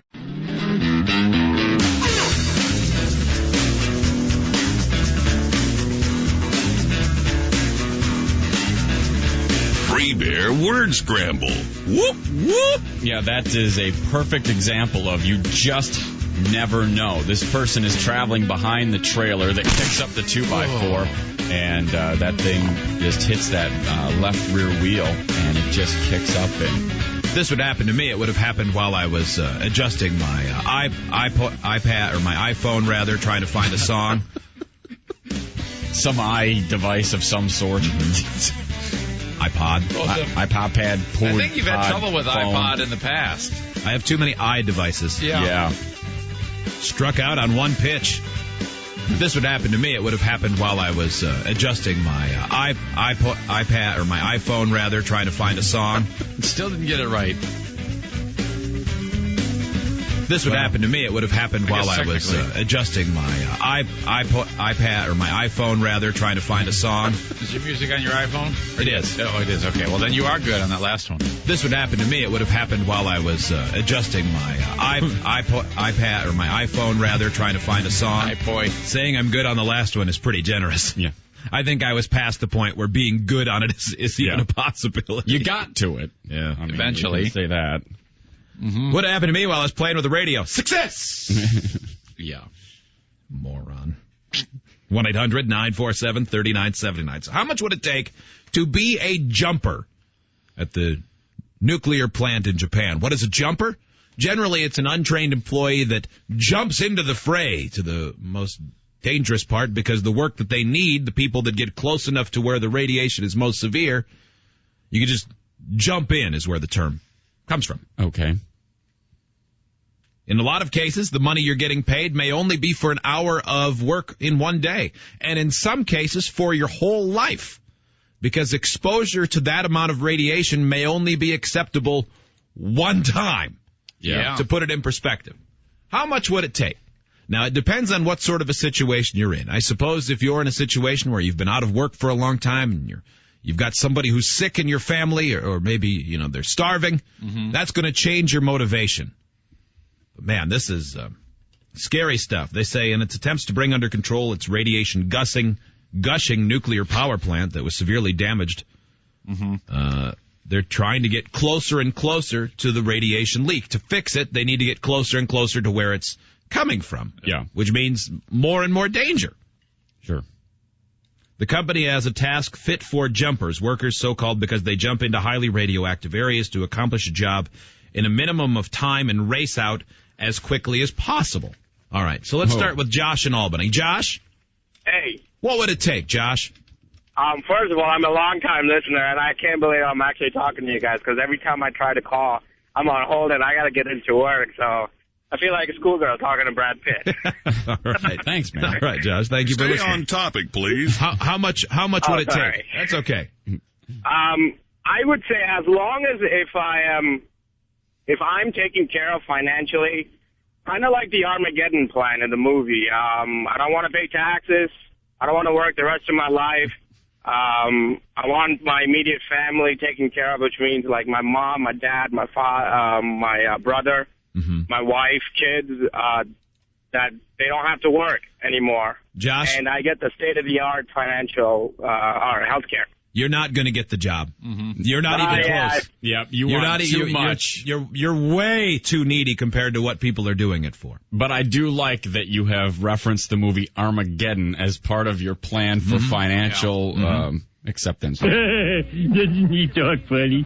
They say that only some jumpers can make multiple runs because the cumulative dosage is within acceptable limits. Of course, the person defining acceptable is not the person who's running in and sticking their face in radiation. They are offering what is the equivalent of $5,000. That seems like at least $995,000 too little to me. What is their task when they get in there? Do you know? Could be a variety of things. Said they've got 18 employees and 3 contractors that were exposed to the amount that they say is acceptable. They may be going in to pump water out. It's a variety of different things when they're going in there. Well, the way it stands right now, the water that they're pumping into the sea is so incredibly deadly. Radioactivity levels several million times the allowable limit. I can't even imagine. Yeah. And they're just dumping it into I don't know what else they're going to do with it. I guess the thinking would be that based on the mass volume of the ocean, it's going to dissipate over time. And it will, yeah. But it's still, I can only... Bummer to be whatever sea creature's living right at the mouth of that, huh? Yeah. They are going to make Godzilla. Yep. That's going to be great for the fishermen of the area. No doubt about that. Jeez. This is Jim. Hi, Jim. Hey, how's it going? Good. First, I want to say, Zane, you couldn't be more wrong about the toxicity in the ocean. Mother Nature creates infinitely more radioactivity in the ocean than we're dumping, so side issue. Thank you. That's true? Because all of the reports I'm are... engineer. Excuse me, I'm sorry to weigh in, but I'm kind of passionate about this. I've called in a few times before on nuclear issues. We talked about quantum time travel before. Yeah, I remember. There's a mass panic in the media that is way inaccurate. Like, my previous job was this emergency radiation response team that you're asking about. Okay. I made probably $15 an hour. So wow, that would be what your going rate would be were it not so sensationalized. All right. So there's no more danger to what they're doing in this case than whatever you were doing at a plant that didn't have a massive leak or a massive problem like this? No, there is more risk, but the people understand it and are controlled. Yeah. Well, that's my assumption in the U.S. I don't work in Japan. One separate issue, this could never be Chernobyl, You discussed the meltdown. Part of this plant has already melted down. Okay. But the physics are fundamentally different, and I'm not going to go off on that tangent. Damn it. But I was hoping you would. So I have worked in areas that are similar and start to approach regions that you have time limits. Uh-huh. But Hot Wings had the discussion. Good for you. Mm-hmm. Yep. You guys are very scared of stuff that you shouldn't be scared of.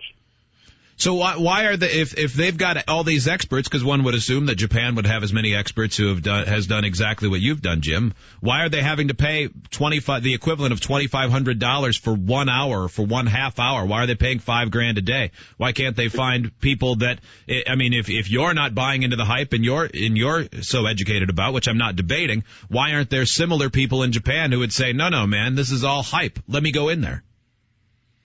Because there aren't a lot of people that are educated about it. The nuclear industry is kind of decayed. It's There's nuclear. Not a lot of nuclear if you're an experts. expert, you have to say it right. You can't say nuclear anymore. If you're an expert, pronounce it correctly. That is bad for your credibility. Yeah. Sorry, I did. You got me there. Nuclear, you dope.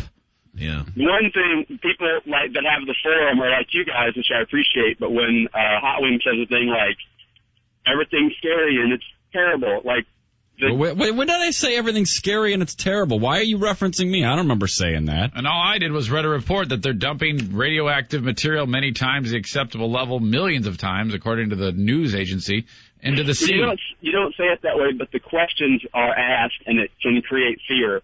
Like, you talked about going into the room, you had the question of, is it just everywhere? Are the suits protective or not? And then you make the statement of, well, the suits probably aren't protected. They say it is, and it brings those questions into play. Well, Jim, let me just throw this out there. Let's stop comparing the things that we say on this radio show to the things that news agencies are saying, because we do not pretend to be experts. We're not passing off fact. We're having discussions hold on. The same way people would at the bar when no one's claiming to be an expert. However, when Zane reads a story, and I read the same story that says they're dumping radioactive waste that is far beyond the normal acceptable level into the ocean, you're saying that's not true even though it's reported by the news. So where does that disconnect come from? The numbers and the statements that he said are true. The millions time normal is true. Okay. But the normal is based on people never having any... I am too smart. I am too smart. I am too smart. I am too smart. No. S-M-R-T. I mean S-M-A-R-T. All right. Jim, we appreciate it. No. See, first he said you were completely wrong, and then he said, well, what you're saying is true.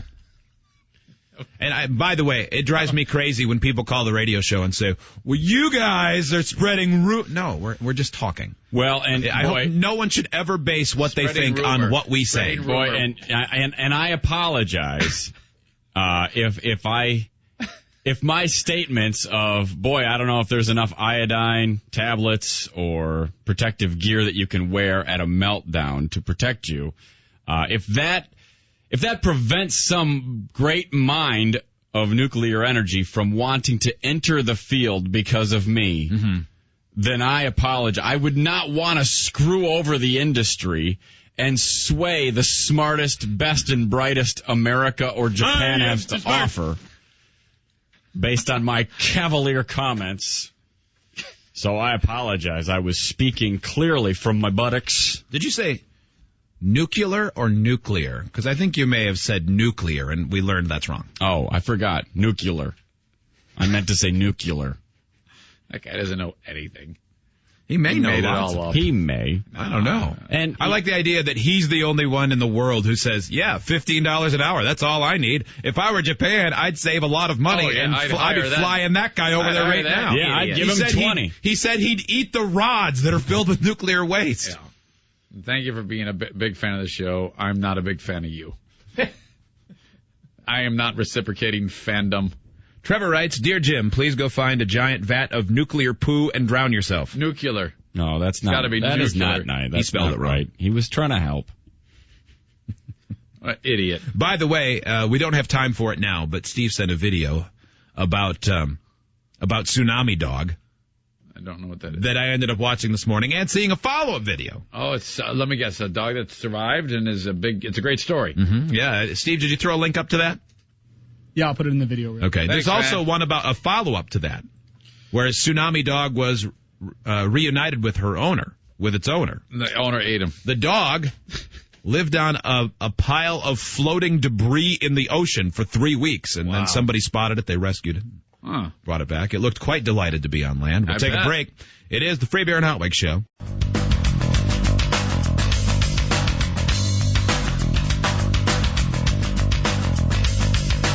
This is the Free Beer and Hot Wings Show with Eric Zane. Let's have a show orgy. There are so many people part of the show. We have room for 12 guys with 6 chicks, 7 chicks, 14 dudes. I don't like the way you look at this.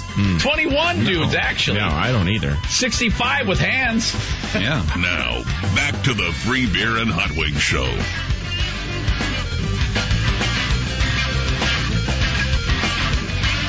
There's a video at freebeerandhotwings.com in the video reel that you need to see. It's labeled the most terrifying. I think it's labeled the scariest accident ever caught on tape. No. If you were listening earlier, you know what happens. If you weren't, even better. Now, we'll tell you this just so you don't freak out as you're going to see it. You're not going to see a dead body. You're not going to see. You're not going to see any carnage. Nothing like that. You're not going to. You're not even going to look at it and think someone's dead. No bad language. But that doesn't make it any less terrifying when you watch it. You can see it. It's in the video reel at freebeerandhotwings.com. I'm a big fan of Tsunami Dog. Yeah, we talked about that at the end of the last segment. Yeah, from Japan. People may have heard about this dog floating on tsunami debris out in the middle of the water for 3 weeks. Yeah, it was a vast amount of floating debris that kind of, through the currents, became a floating island. It wasn't a small amount of debris. It was quite vast. Yeah. And the dog managed to step in places where it would sustain his weight. And so for this long period of time, the dog's out there. Well, they finally rescue the poor fella. It looks like some type of shepherd chow mix. I don't know. It kind of a mutt. Adorable. And I can't help but narrate whenever I see cute dog images. He's saying, "Oh boy, I sure am hungry. Thank you for rescuing me." Whatever that is, carrots. It looks like. This is delicious. This is a carrot, and I normally don't eat carrots, but I'm going to because I haven't eaten in 3 weeks. Oh, this is delicious. This is the best damn carrot ever. It's like a milk bone. Could I have more, please? Please pet me, Japanese man. Thank you, Japanese man, for rescuing me and Zane petting has me. a unique skill when it comes to narrating pet videos. I really enjoy it. If you had a TV show called Eric Zane Narrates Pet Videos, I don't know if it'd be on my DVR, but I would watch it when I was flipping through at the very least. This is the dog. He's out on the water. He's from the helicopter. They're actually shooting him as he's walking along. I don't like it here. This sucks. I liked it better when I was on dry land. It's hard for me with my paws to walk on this plank of wood. Hey, you in the helicopter, please come get me. This is not my favorite thing right now. Oh, thank you, Japanese man. Oh, this boat and this cot that you have me on and the blanket is very splendid. I'm so warm and cuddly now. Sad, disoriented, and wet. I'm a little bit annoyed, though, that no one's here to really take care of me and take me to my home and feed me sushi. Now, have you seen the video of when he's reunited with the lady that owns him? How do I get to that one? Steve, did you happen to stumble upon that one? No, I didn't. Well, we need to see that fast because I'm tired of watching this poor guy. This carrot is delicious. This is an awesome carrot. You can see the video that is being described in the video reel at freebeerandhotwings.com. The dog did get reunited with the owner. It's kind of because I don't know if you see other dogs tied up in this parking lot. Is it? I bet it is. Yeah, huh? I'll bet you that's it. And they're all tied to like poles. Yeah, stuck in tires. Looks like a used car lot for dogs. It really does. All right, let's see. Dog rescued from Japan's tsunami has been reunited with her owner. Oh, look how excited I am. Oh, I'll bite your hand. Spent 3 weeks at sea and survived by drinking sea water, but that made her sick. Her owner recognised her by her brown collar on television at an animal shelter after she was rescued. And was spotted. I need more footage of the dog being reunited, for God's sake. The one I saw actually showed the moment when the lady walked up and the dog's like, oh, bark, I'm excited, bark. Oh, that is great, man. Get over here, lady. Dogs are awesome. Now, Can you imagine how crazy that would be? I mean, it'd be even more crazy if you were reunited with your baby or your child or your wife that was floating on top of a debris pile in the middle of the ocean for 3 weeks. But getting your dog back after that tremendous sense of loss of where everything was gone, that'd be really overwhelming. The chances of that happening, that she happened to see that newscast where they were showing that rescue and go, it's my dog. Yeah. And then to track it down where they actually have the dog. And that's amazing. There was a lot of work there. For sure. 1-800-947-3979. So, Meatloaf is on Celebrity Apprentice. Yeah. And I think that show airs on Sunday nights? Sunday nights. We didn't get to it yesterday. Yeah. But it had been foreshadowed that he was going to have a pretty massive meltdown. And that was accurate foreshadowing. Whoa. You're not kidding, man. He went crazy. He had a big enough meltdown that I think it makes it seem like of him and the person he's mad at, Gary Busey, he's the one with a massive head injury. It seems that way. He gets so worked up, and you'll hear it, that he's one of those guys that gets so mad that you hear him huffing at the end of it. Even though he has not technically physically exerted himself in any way. He just gets so mad, you're... The issue here is that Meatloaf can't find his art supplies. They're supposed to decorate guitars to sell for John Rich's charity.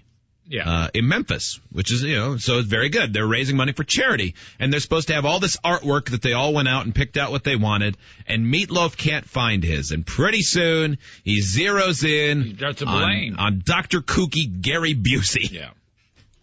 So you're missing stuff. Yeah. Okay. That ain't good, dude. You sure all that is actually Gary's? No. Just paint. Gary, did you buy this paint right here? Yeah. Why? It's got to be around here. There's another bag. Gary says, yeah, I bought it. This is my stencils. Meatloaf looks worse in this than when they gave him fake boobs in Fight Club. He looks, I know he's much older, but he looks like a 60-year-old kindergartner in this, wandering around. Where's my art supply? Yeah, it's terrible. I cut my graham crackers up so it seems like I have more of them. He really does seem like an angry toddler. An angry elderly toddler here. It's amazing. There are some people acting like adults, like John Rich and others, but my God. Busey doesn't say much in this thing. No, he just seems like he's sort of... He's just like, he's just I bought Busey, it. but he's quiet. So he's I think he's frustrated, or I think he's intimidated. I think he's which is pretty bit rare. A little bit put off. You'll hear Meatloaf starts to notice that on Busey's table, they already have that some of the things he's missing are right there on Busey's table. Which, my art supplies! He runs a huge risk because a lot of them have purchased the same stuff. Right. But he zeroes in on Busey and blames him because he doesn't like him. Oh, wait till you hear it. A bunch of the crap I bought right in here. I put a JR on this bag, so this is me. John Rich. Yeah. Here's another bag over here. But I think this is me as well. It's Richard Hatch. I tied my bags together. I know mine is mine. There's a black guy. I don't see another bag over here. Okay! Uh-oh. Instant What's wrong? Instant explosion. Mother! What's wrong? I bought those mother sponges. Part of that paint is mine. I'm sick and tired of you mother... Getting in his face. No. Yeah, he just that was points. Mine in my basket. Busey, that stuff was just in my basket. He's responding. Just in my basket. It's just mine. If you were really mad at someone and they responded the way Busey did, it's clear it drives Meatloaf even more insane. And he started out insane. That paint is mine. I'm sick and tired of you mother... No. That was all mine in my basket. Mother... I've never seen it. Hold on. You don't want to make you... You don't want to start with me. Meat, don't do it. Don't do it. Mother... You do not want to with me. You look in my eyes. I'm the last person in the world you ever want to with. Wow, he is so mad. All right, so You understand Still me? screaming, John Rich, Mark McGrath trying to calm down. Yep, those are the two voices of reason. Comes after him. Yeah. He's being held back by Lil John. Is that who that is? Yeah, Lil John. He looks terrible. Yeah, he's an ugly human. Come on, Gary. Looks like Predator. Yeah, he's got... So Busey just said, yeah, that stuff's mine. And he said it real quietly. Mm-hmm. And what's crazy is the whole role reversal. Because we're used to on reality TV when Busey's on there, he's the one acting like a maniac and saying things that no one understands. But it's Meatloaf that's doing it. Yeah. You mother... You'll do it. You'll be in the hospital in about 4 minutes. Me. Look, take him out of here. Take him out of here. Come on, Gary. Take him out of here. This was mine. Come on, Gary. I feel bad for Busey for once. Don't engage it. Don't engage. So they separate. Let's just get your stuff. They get Busey out. Yeah. On this video, you can see it at freebearandhotwigs.com. It's worth noting Richard Hatch, Survivor winner and multiple prison enrollee, multiple times, including I think he's going back again. Mm-hmm. He uses the conflict resolution method of pretending I can't see it happening. And it's quite impressive. And you may be that person when the S is going down near you. You just keep doing whatever you're doing. Like, I don't hear anything, man. There's not two people about to fight 1 inch from me. It was like that scene in our office when Kim and Bobby got in that fight. Remember? Yes, we all used it. I just saw Kim the other day. Yes. We were talking. It took 1 second of talking to Kim, then I realized that we were already back. He brought that up. I go, remember that fight? Yeah, man, it was awesome. Yeah, because he's like 6'2", Bobby's 6'9", and they are screaming at each other in our office that was too small for 3 people, way too small for 5 with 2 people fighting. You hid behind that flag? I pulled the flag over my face. Mm-hmm. I got under the desk. Oh, that was a bad deal, man, when that went down. That's as awkward as I've ever been. That was pretty big. Yeah. And Hatch is using the same methodology. Yeah, he's going Marley Matlin on everyone. Yeah, I can't hear a thing. What's yours, Meat? What's yours? Hey. It's all right. It's all right. McGrath is standing between the him. Task went away. This became serious. I have to stop Meatloaf. By the way, when they interview Mark McGrath like they are right now, they list him as rocker/TV host. Well, I guess. I mean, as much as Sugar Ray Gary was rock. Busey's head off, literally. But if Gary decides he doesn't want to play within the rules, this is going to get worse. Let's stand out here and let him talk to him for a minute. So John Rich is talking to Gary Busey. Missing. That was all in my basket. Yeah, I don't know. You know what? Now, Busey's saying it's all in my basket, but I don't think John Rich believes him. Yeah, I don't know that they do. I think they've had run-ins with him before. They decide at one point in a minute here to start to take Gary's paint. Yeah. To give it to Meatloaf, and he's just sitting there. He's not saying a word. They don't believe him. I haven't watched Celebrity Apprentice, but I've seen Busey on other shows. He is a troublemaker. He does he's crazy. Silly things. Yeah, he got brain damage. He's as Dr. Drew pointed out when he was on Celebrity Rehab, he's missing that part of the brain that tells you not to do things. The prefrontal cortex. Yeah. It's all right, Meat. Come on, brother. Please don't do it to me. I can't lose you. I can't lose you. I'm not going to lose you. You're going, I'm going. So let's just let him fight, man. Yeah. Just stay out here, because I don't want him coming at you or you coming at him. Be tough. Just don't do it. We can't have that. No, the whole thing goes to hell if that happens. Sponges are yours? Busey, 100% rational at this point. Was mine. This one here? Yeah. Now they're taking Gary's paint. This yellow paint, sir? Yeah. Meatloaf looks like a child. Yeah, and this is where he's going, He's so worked up. I'll come get you.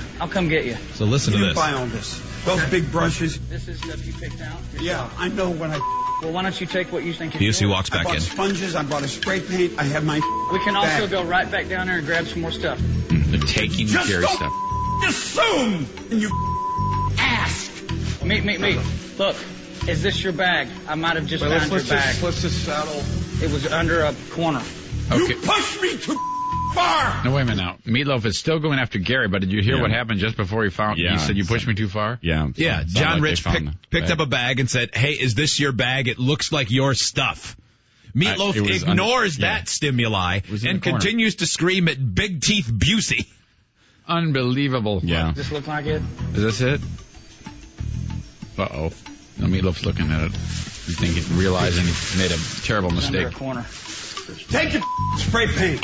So now he throws his spray paint back at him. Do your hard work and get out of my face! I'm not in your face. I'm going to say something right now. I've got it. We're in here trying to win for my charities. A bunch of very sick kids in Memphis. Yes, we are. This kind of language, energy, and stuff going on here is embarrassing to me. I agree. I'm sorry. I apologize. Can we please to you. stop it? Done. Thank you. Talk about... Really, you know, got it out of your system. Man, was he just put in his place. Okay. Not right now. I'm not okay right now. He needed to say... makeup right now. Yeah. I'm not trying to make up. I'm just... Well, let's just don't do it at all. Looking for comfort. Yeah. I wouldn't even approach that man right now. You know, I use this energy for the art. Oh, shut up. By the way, Meatloaf's idea of art that he was freaking out is he covered a basketball with yellow paint and dropped it on a mat. Yeah. Great. Yeah. Thanks for the worthless piece of crap. Yeah. What? Talk about being put in your place, though. And John Rich says, I'm raising... The point of our group this week is to raise money for St. Jude's. You know, kids with cancer. So shut up. You'd feel like such an ass. Especially in light of the fact that you just wrongly accused the guy of stealing from you. And I know that Busey's a button pusher. But in that case, he did nothing. I love the fact that he refuses to apologize. He says, I'm sorry to John Rich. And Busey walks over and says, so are we cool? No, get away from me! And he throws the paint that he technically stole from Busey back at Busey and says, take your paint! Joe, on Friday, will you recreate this with Steve at a cafe? I don't know if that's possible. Yeah, where you scream at Steve that he stole your coffee, and then after 5 minutes of your ranting, Steve will say, your coffee's right there. And you go, I know it, you push my buttons! And then sit down and the two of you enjoy your coffee. But yeah, I will. I would love to, actually. Okay. I think it would be pretty fun. This is terrible. My God. I'm uncomfortable. Can you imagine? Everybody in the coffee place would be pretending they were Richard Hatch. I don't see anything. All looks fine to me. Wow. That was stellar. Meltdown. And they know they're on TV. Right? Yeah. Yeah, no kidding. I mean, how can you act? They're the two oldest guys on that show. 63 and 66, and they're like the biggest children. It's amazing. 66 years old? He's 63. He is? Short of Busey is 66. Yeah. If you took away all the MFs, that looks like a fight on the playground in elementary school. They're children. They are children. Or depending on what school you go to, leave in the MFs. Yeah. I suppose. Mm-hmm. Yeah, many of them now. Fighting over art supplies? I need gold paint for my basketball. In the next segment, it's an early Free Beer and Hot Wings report, and Oprah says something that a lot of parents will probably think is fairly offensive. Mm-hmm. Yep, and a lot of people in a specific profession might find offensive. She thinks very highly of herself. Yes, she does. I've seen bits and pieces of her promos on the OWN. Mm-hmm. Yeah, the more OWN network. The more she talks, the more she thinks she reveals what she thinks about herself. Yeah, right. If you are not doing it now, you should start it today. It is easy. Even I can do it, and that was sign up for Carbonite Online Backup. My computer's going to die. Your computer's going to die someday, and that sucks. But what sucks even more is not having all of the important documents, files, and in a lot of cases, for me, and I know Hot Wings, you feel the same way, and Zane probably the same way, it's the photographs that you can't replace. All those digital photographs that would just be gone if your computer died that are saved there. Carbonite Online Backup, it's easy, and it automatically backs up your files whenever you add new things to the computer. You get that little green dot right next to it, and that's how you know, peace of mind, it's safe even if this computer goes away. And it doesn't matter how much stuff you have on your PC or your Mac, they both work. You get unlimited backup, just $55 for the whole year. That is awesome peace of mind for very little money. And you can also get anytime, anywhere access to your backed up files from any computer, anywhere, or even from your smartphone with the free app. It's great. You should do it. Go to Carbonite.com. Use the offer code FREEBEER to get a special offer. A 15-day free trial plus 2 months free with your subscription. Carbonite.com with the offer code FREEBEER. Do it. Up next, let's all hate Oprah together. We'll take a break. It is the Free Beer and Hot Wings Show.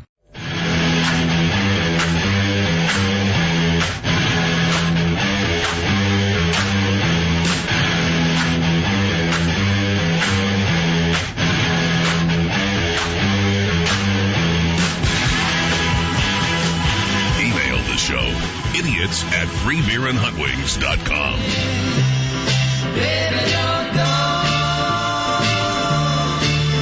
Have you ever seen a drunk baby?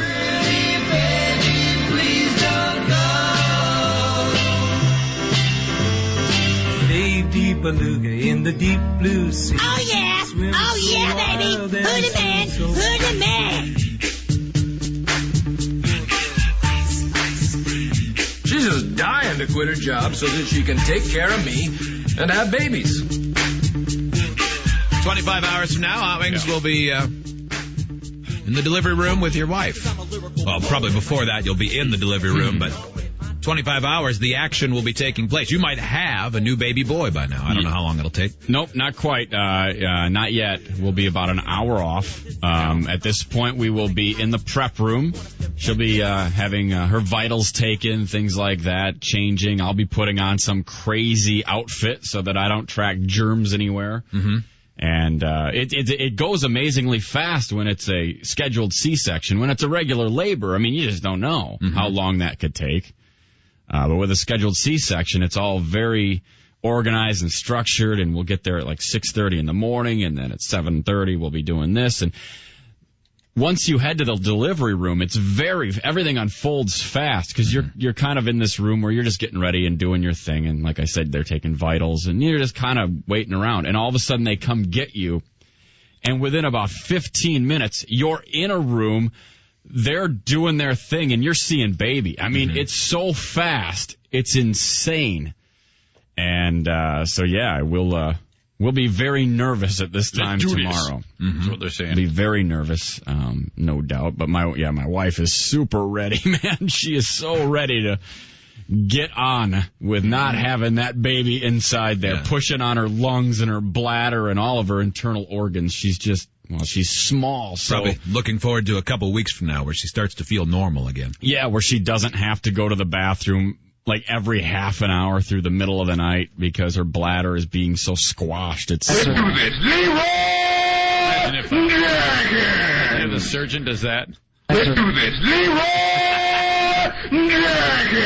It would be too late to turn back, but it would make me a little uneasy. If he shouts Leroy Jenkins. I would say if the doctor shouts any drops we commonly use on the show before the C-section begins, that it would really diminish his credibility. Yeah. Or her credibility. It would be a little disconcerting. It would put me at a bit of unease. Can you please just dive AIDS? That would really be unfortunate. That would be a problem. Yeah, that would be very You're making unfortunate. me laugh so hard. What you're doing is so funny. You're on a roll. I am busting a gut. Stop. That would be really displacing. So, after that, then you have to, after the procedure where they sew up your wife and you're on, and then several hours, you then wait for the fart. You realize what you have. Did you wait for the fart in the first one? Oh, yeah. Well, yeah, we were very aware that I will never forget women the get fart. gas in their system. And they can't go number 2 or I forget what it is exactly, but you can't go Everything's to the bathroom very pent up. until you get rid of the fart. In some cases, some women still appear to be pregnant because there's so much some bloat air in there. Yeah, there's some real bloat. I'll never forget it because at our hospital, I forget which kid of mine it was that was born that I was sleeping at the whole hospital next to my wife on this chair that folded out into a one-person bed, and she was very uncomfortable and restless the whole night. And then finally, I hear. This is her. Oh, God.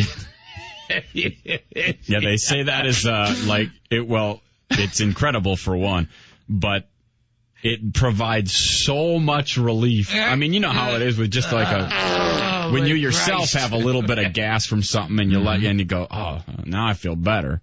Man, for a woman after surgery like that and a pregnancy, it's like euphoria.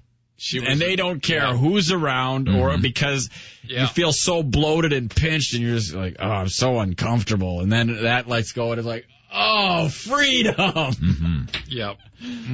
So, this time around it's a little bit different though because, obviously when we had my first son, we didn't really need that much help. Yeah. But this time around, because we have him, we've got my parents are coming to stay with us for like a week so that they can watch him while we're dealing with the baby. And then I'm trying to go to work and do different things. So they'll be in our house for a week. And then when they leave, my sister-in-law is coming to town immediately, like the same day. They leave, she flies to town, and then she'll be here for like 5 or 6 days. So you're suggesting your wife's going to have to hold the fart in for 11 days until everything's okay? No, she'll do it. It'll probably happen at the hospital, so it'll be fine. It'll be good. But boom, that's a fart. But it'll be weird having people around. We've never had anyone stay with us for that long. Especially 3 somebodies, my parents at first and then her sister. So yeah, it's going to be a weird time at my house. I'd say. There's going to be a lot going on. You'll have 2 children. And that by itself makes it bizarre. That's the biggest thing. Well, you got with your dad. I mean, now the house is filled with Mr. Excitement 1 and Mr. Excitement 2. Mm-hmm. What happens next? Well, that's the hard thing. I mean, I don't know how I'm going to split my time between the excitement of new baby and tree talk. Yeah. I mean, there's going to be a lot of good quality tree talk. I mean, it's the time of the year where. No, I asked him yesterday. I was bummed about that because I was hoping to drive it into work. The Volt. But, his Chevy Volt. But he can't. They said they're bringing too much. I go, how much stuff are you bringing? Right. And they go, well, they're grandparents, and they don't see their grandson nearly enough, obviously. Yeah, mine too. Because they don't see him every day. So. Yeah, my dad too. Yeah, exactly. And yours, you're actually serious. Yeah, I'm actually serious. They actually don't see him enough. They don't see him enough for them, for their taste, which I understand. So they're bringing their own clothes and all that stuff for 5-6 days, whatever. Yeah. And then they're bringing stuff for him and bringing stuff for the new baby. And I know it's bad with my dad because on numerous occasions, in fact, just recently, 2 days ago, I hear this question: how old is Maddie now? My youngest son, Madison. How old is Madison? Yeah, Dad, she's 8, dude. She's 8 years old. Idiot. You should amplify it by saying, how old do you think she is? 21 or 2. If he guesses, I don't know, 7 or 9 or something, that's one thing. But if he said, is she married? That's an. At any point over the last 3 years, has he said, is she walking yet? No. Not that bad. Not that bad. Yeah, your grandson's 15. You missed out on everything. He's going to be a father. Mm-hmm. He's closer to being a father than he is his pre-pubescent years. Mm-hmm. Closer to fatherhood. Mm-hmm. Thanks for missing everything. I'd like to schedule a time to come visit at some other point. I bought him a big wheel. Thanks, Dad. Suck. The gift that screams, I don't know you. Right. Mm-hmm. Yeah. My parents are just the opposite. Because my dad worked a lot when I was a kid, so I think he feels like he missed out on a lot of that stuff, Little League games, all that, because he was always working. Teaching you to throw. That was the biggest one, although he can't either, so I don't think there was a lot that could have been taught there by my I look father. forward to about 5 or 6 years from now when your wife has you, your 2 sons, and your dad out in the yard teaching the 4 of you how to throw a baseball. She is going. My wife will be the one to teach us all the finer points of various pitches. Mm-hmm. There's no doubt about that. If any of us want to learn to throw, it's going to have to be from my wife. Mm-hmm. I'm pretty good with a frisbee, pretty terrible with everything else. Be a good video. So up next, we'll get to that Oprah audio we talked about. She is very big on Oprah. I don't know if you realized that or not. I bet you did. That's next. We'll take a break. It is the Free Beer and Hot Wings Show.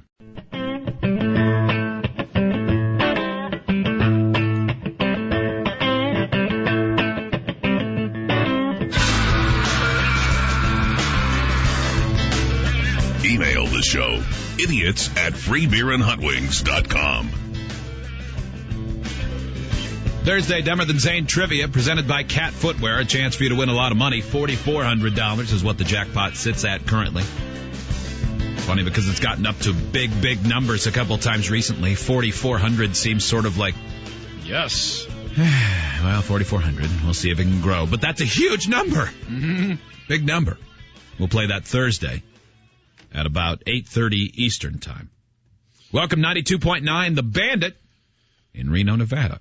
I know we've gotten some positive feedback from people who listened to us when we were on the air before in Reno. We're glad to have us back, yeah. Yeah, that's really cool. They found out through the grapevine or whatever, or they also shared time listening to The Bandit and then found out about it when they talked about it on the air or heard it, so that's cool. Have we gotten any negative comments yet, Free Beer? Not so far.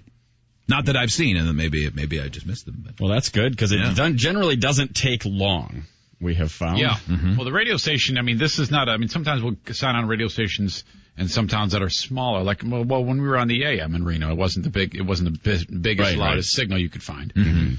But this is a different story. This is a very prominent signal. And a very established radio station. Yeah, been around a long time. So yeah, it's a blessing and a curse when we start on a great radio station, because it's been around a while, so people have an affinity for what might have been there before, even if for whatever reason that it changed. And so anytime change happens, bad.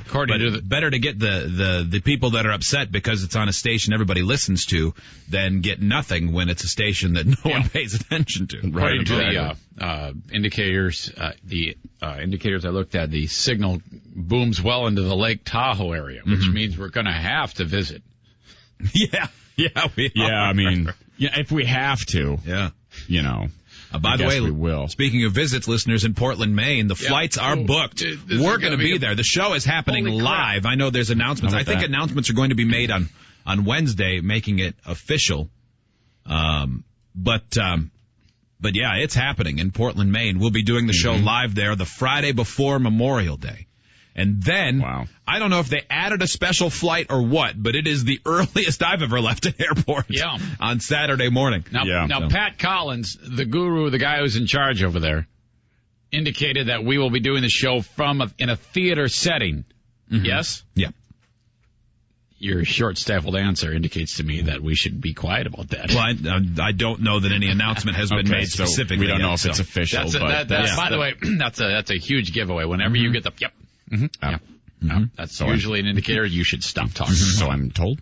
So I'm told. That was coming next. Maybe. So I'm told. It's possible. Sounds about right. Yep. That could happen. Yep. I don't know. Yep. Maybe. So. Yep. Please welcome our favorite urban cowboy, John Travolta. John Travolta. Please welcome my dear friend John Travolta. Daniel Day-Lewis. Oprah. Bad voice. It's funny. I used to, if I was around in the afternoon, I would tune into her show because a lot of times she would do stories where I like when she does stories where her show, because of the power it has, does something good for someone.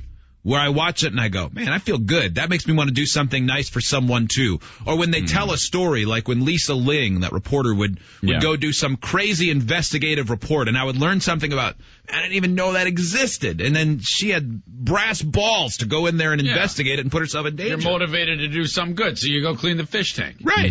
I don't do anything good. I talk about other people doing things good, and maybe someone will be inspired, and I can count that as contributing to the world. Yeah, I like to know that someone else is doing it, which means I don't have to. Well, I make the world worse through insults and sarcasm. Other people make it better. Yeah, I'm not good at shooting jump shots either. That's why you need to work on it. I work on my foul shooting. But now I tune in, and I can't remember the last time where I thought, man, that was really where I felt the need to say to my wife, hey, you should have seen this. This was really something. But because she has such a devoted following, and she does, whether you like her or not, people have always wondered, why didn't Oprah get married? And some people jump to the conclusion that because she's gay and her lover is Gayle King. Right. I don't know if that's true or not, but then there's other reasons why things have asked. I'm not lesbian. I'm not even kinda lesbian. People also always wondered why she never had kids, because she seems like people that love Oprah would say, how could she not have children? She has so much to give. Right. She'd be such a wonderful mother. She's so caring. I don't think she would ever have to justify why she did or did not have kids. That's the thing. But she has this show on. And I think the show is called Oprah Presents Masterclass. And there's something about that rings weird to me. And I've heard the promos for this exact show. And this is from Monday. But on this show, she often uses a lot of flowery language to describe herself, and so does the voiceover guy.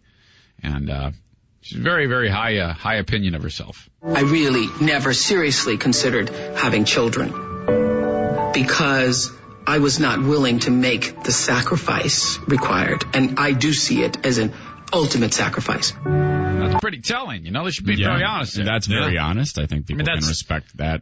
Very revealing. I mean, you think what you want, but she's telling how she feels. I I think that the decision to have a child is a decision that you make in sacrifice. And so I didn't have children because... I don't know about that. I don't think anybody wakes up and says, I'm going to have a kid because I'm sacrificing. You know what I mean? I think that's part of. I mean, I don't think that's the primary reason. I think that's something you should consider beforehand. You have to know. You have to be willing. I mean, some people just obviously have kids, whatever. But most people that really want to have kids know that they're giving up a certain thing in order to acquire something else. I mean, there is a definite sacrifice. I mean, you stop doing certain things that you like to do. But overall, when your life changes and you adapt, it becomes so much better to most people, at least. Right.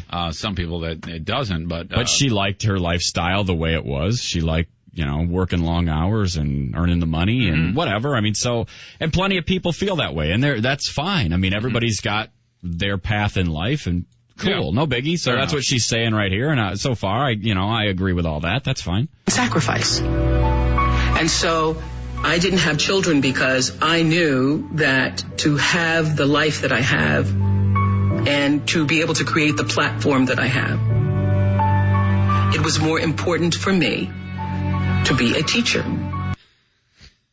That was the burning fire in my heart. I don't believe you that you wanted to be that your goal is teacher.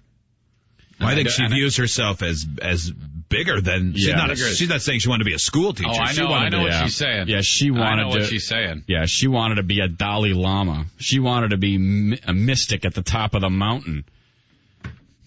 And I get that, but I don't know. I don't know. It's weird to me when people look at her as a teacher. She's a talk show host. A very successful talk show host. Yeah. With a really strong opinion of herself. It would seem that way, yes. That's one of those things where when you say it, it sort of takes away from what it is. Just to drawing it's a weird comparison, but like on reality TV shows, when it's like on Survivor, the people that talk most about wanting to be a leader are never the ones that other people look to for leadership. Right. They're the ones that are kind of a joke. The people that end up being leaders are the ones that they just are. People start following them from before that. And the fact that she's openly talking about it doesn't necessarily negate the fact that she obviously has taught people, and she does have followers. There are people that sort of follow in the faux religion of Oprah, but good God. Well, I don't think that when she has her production meetings and they come up with ideas for the show that she says, okay, I want you to put things on the air that make me look like a good teacher. Yeah, how can I teach people today? You're just fortunate because your show got popular, and then you were given everything to further the show, writers, producers, more and more people to help you, and you got the best guests, and because your popularity grew, the biggest names would appear on your show. Right. And you had a forum, long-form talk where you could be frank and talk with people. Right. But does that make you a teacher? I don't think so. Especially when I see the shows when you talk about your opulence and all the great things you have. That's where you lost your way. Yeah, that's where you go, well, yeah, you may have taught some people, but I've seen enough episodes of your new home in Malibu or whatever and your dogs that you probably have never actually fed with your own hands. Right. Teacher. Yeah, I don't need that. Jeremy in Albany, we got just a minute. What's on your mind, Jeremy? I just kind of want to jump in and chime in and say how having a child, I don't look at it as having a sacrifice. I have 3 kids, love them to death, wouldn't trade it for the world. Right. Have I sacrificed certain things? Yep, I have. But would I trade it for the world? Absolutely not, because what you see and what you develop with that child is something that can never be changed or taken away from you. I think when you're okay, let's say you're a guy who is have a lifestyle, you and your wife going on, you party all the time, and then you have a kid. All of a sudden, that kind of goes by the wayside. So yeah, initially I could see there's a bit of a change that I guess could be called a sacrifice. But you're right, as you progress and you build the relationship with the kid, you quickly forget about all those details, and you know.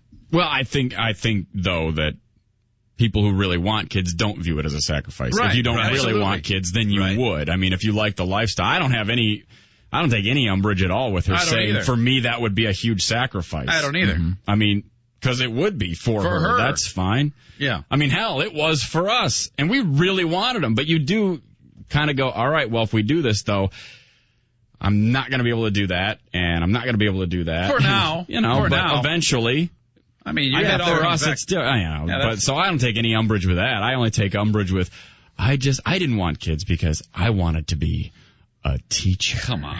I'll bet there are people listening, though, that in quiet moments, not many, but who actually wanted children, had them, and then they actually say, okay, I do regret the sacrifice. I want to kill them now. Oh, I'm sure. Yeah. I want them dead. Sure.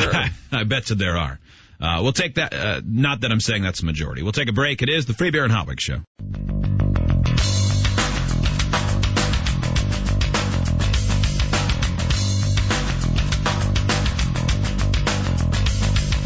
This is the Free Beer and Hot Wings Show with Hot Wings. What were you looking up on this car website? I refresh it on occasion to see if there's any auto news, because the Toyota thing is going on and whatever.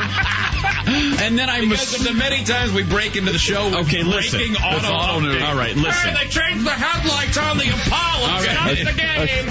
Extra Lego Bugatti. Now, back to the Free Beer and Hot Wings Show.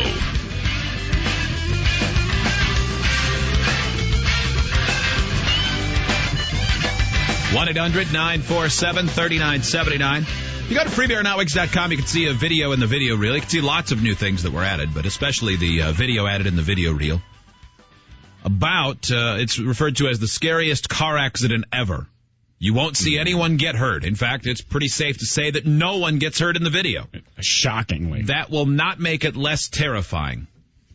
Again, you can see it in the video reel at freebeerandhotwings.com. Welcome, 92.9, The Bandit in Reno. Today is day 2. We appreciate you joining us. 1-800-947-3979.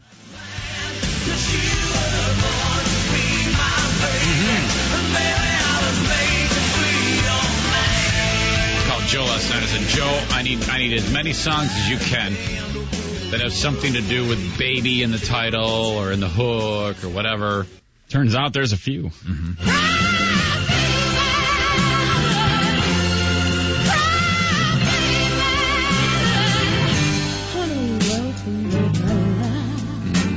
You go on and on. How is your new son will be born tomorrow? Tomorrow, right around this time. Uh-huh. You don't have a name yet. No. Do you? No.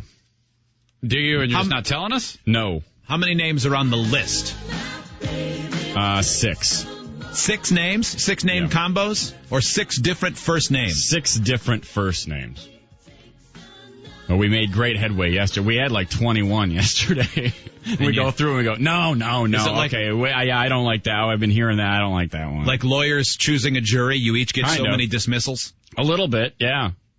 A little bit. That's kind of how it works. We both brought up names where I might like something, but Carrie says, no, I don't like that. Or she might bring up something. I said, look, no, I just don't like that. Have you had any names that you thought of that you personally loved and wanted to be the name, and your wife Bigfooted you, overruled you, and said no? Really had your heart set on you, really liked it? No. Like, did you want to name your baby Indiana James because you loved Indiana Jones movies? No. Xavier McRoberts? No. Nothing? No, nothing that I was really adamant about. No. That's the problem. Neither one of us is really adamant about any particular name. It would make it a lot easier if one of us was. She came up with a real sucky name. Would you say anything? Absolutely. Okay.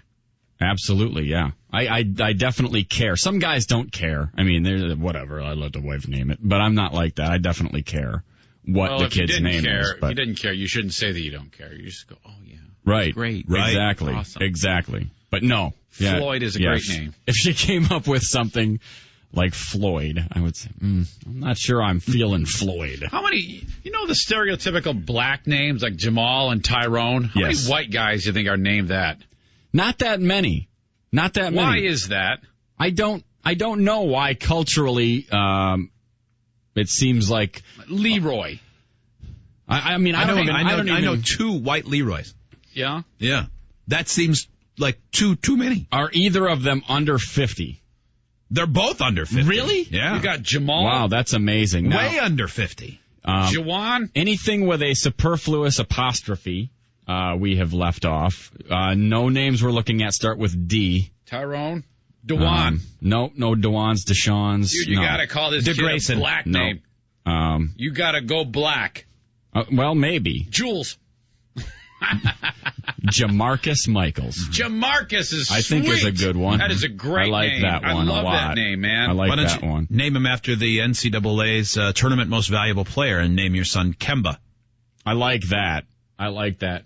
There used to We be a might go player with Mutombo. There was a player for Providence named God Shamgod way back in the day. You should call Still him around. Mm-hmm. Still playing in some weird league. He is? Yeah. God Shamgod? God Shamgod. He should Still be making in the it happen. NBA because his name's God Shamgod. Mm-hmm. White guy could never pull off God Shamgod.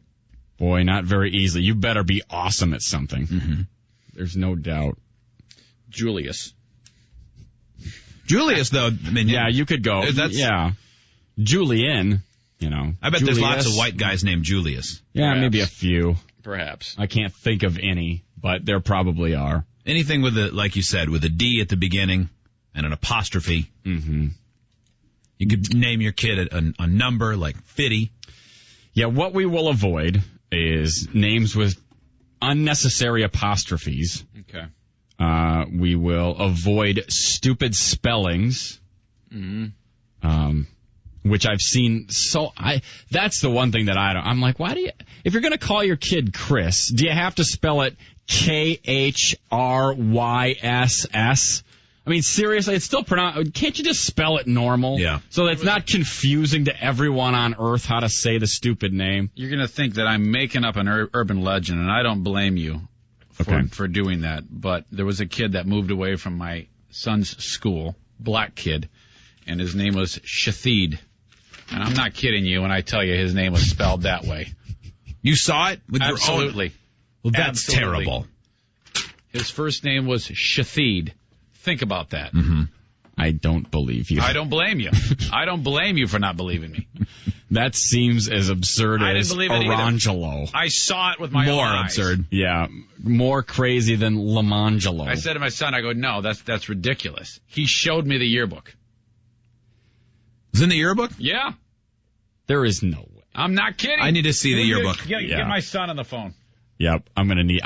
something tells me that somebody just got fired over calling a kid that, whereas his real name was like Steve. Steve, call home immediately.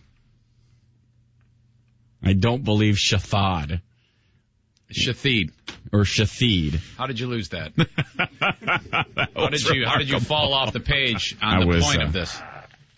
What happened? What happened to you there?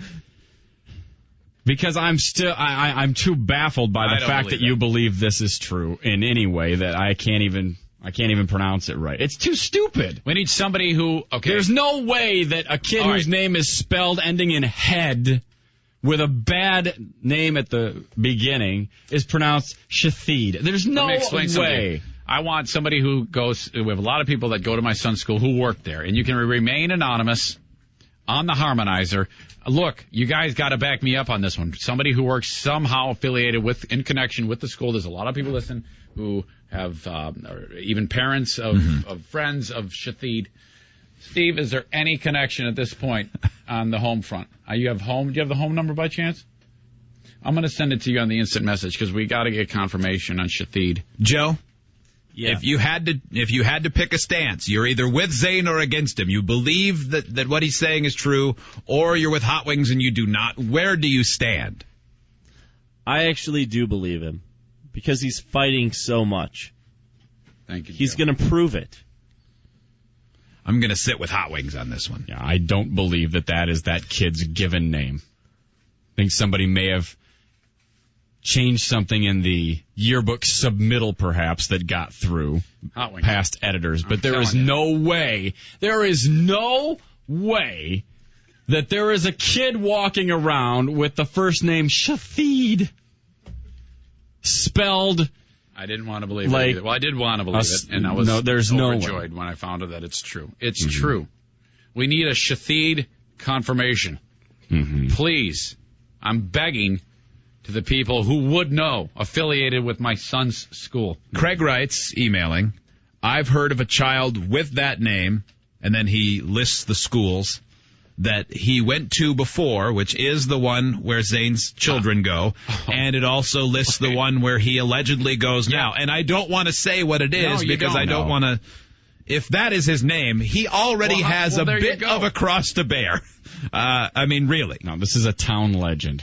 That Wait doesn't second. Well, verify. How would he have known my kid? This is like I said, clearly this is a legend going through the town you live in. But it's no different than any time we bring this up, we get an email from somebody in Albany or somebody in Portland or somebody in Nashville who says, I have a friend who works with two twins named Arangelo and Lamangelo. Now, Diana's waking Jim up, and wait till you get a load of the pipes on this kid, man. I actually get pissed at him when he tries to get it down low because the bass hurts my ears. Jim. Yeah? Hey, buddy. Hey, how's it going? How are you? Good, how are you? Sorry that your mother had to wake you up. Yeah, she did. How's it going? Good. The bass is hurting my ears. Jim, do your low voice. Hey, how's it going? Isn't that crazy? That's pretty crazy because, and Jim, you probably remember all the times I called when we used to use home phones before we had cell phones all the time. When I would call your house and say, "Hey, Jack, is your dad there?" This is Jim. Yeah. And I'd be like, "Oh, I'm really sorry." So I'm sorry for all those times, but it doesn't matter anymore, does it? Oh, no, not at all. Okay. Jim, would you do low voice and say you're listening to the Free Beer and Hot Wings show for us? You're listening to the Free Beer and Hot Wings show. The change has happened. Now do the starting lineup for the Eastern Conference All-Star team. Yeah. And add echo. Yeah, make All it right. sweet. All right, so your dad has made what some people, Hot Wings, and by extension me, seems like an outlandish claim. Yeah, Jim, remember how flabbergasted I was when you broke the news to me that there was a kid that went to your school with the name Shahid? Yep. How I reacted. Yep. I didn't believe you. Nope. Tell me what you know about this young man. Well, his name's Shahid. Mm-hmm.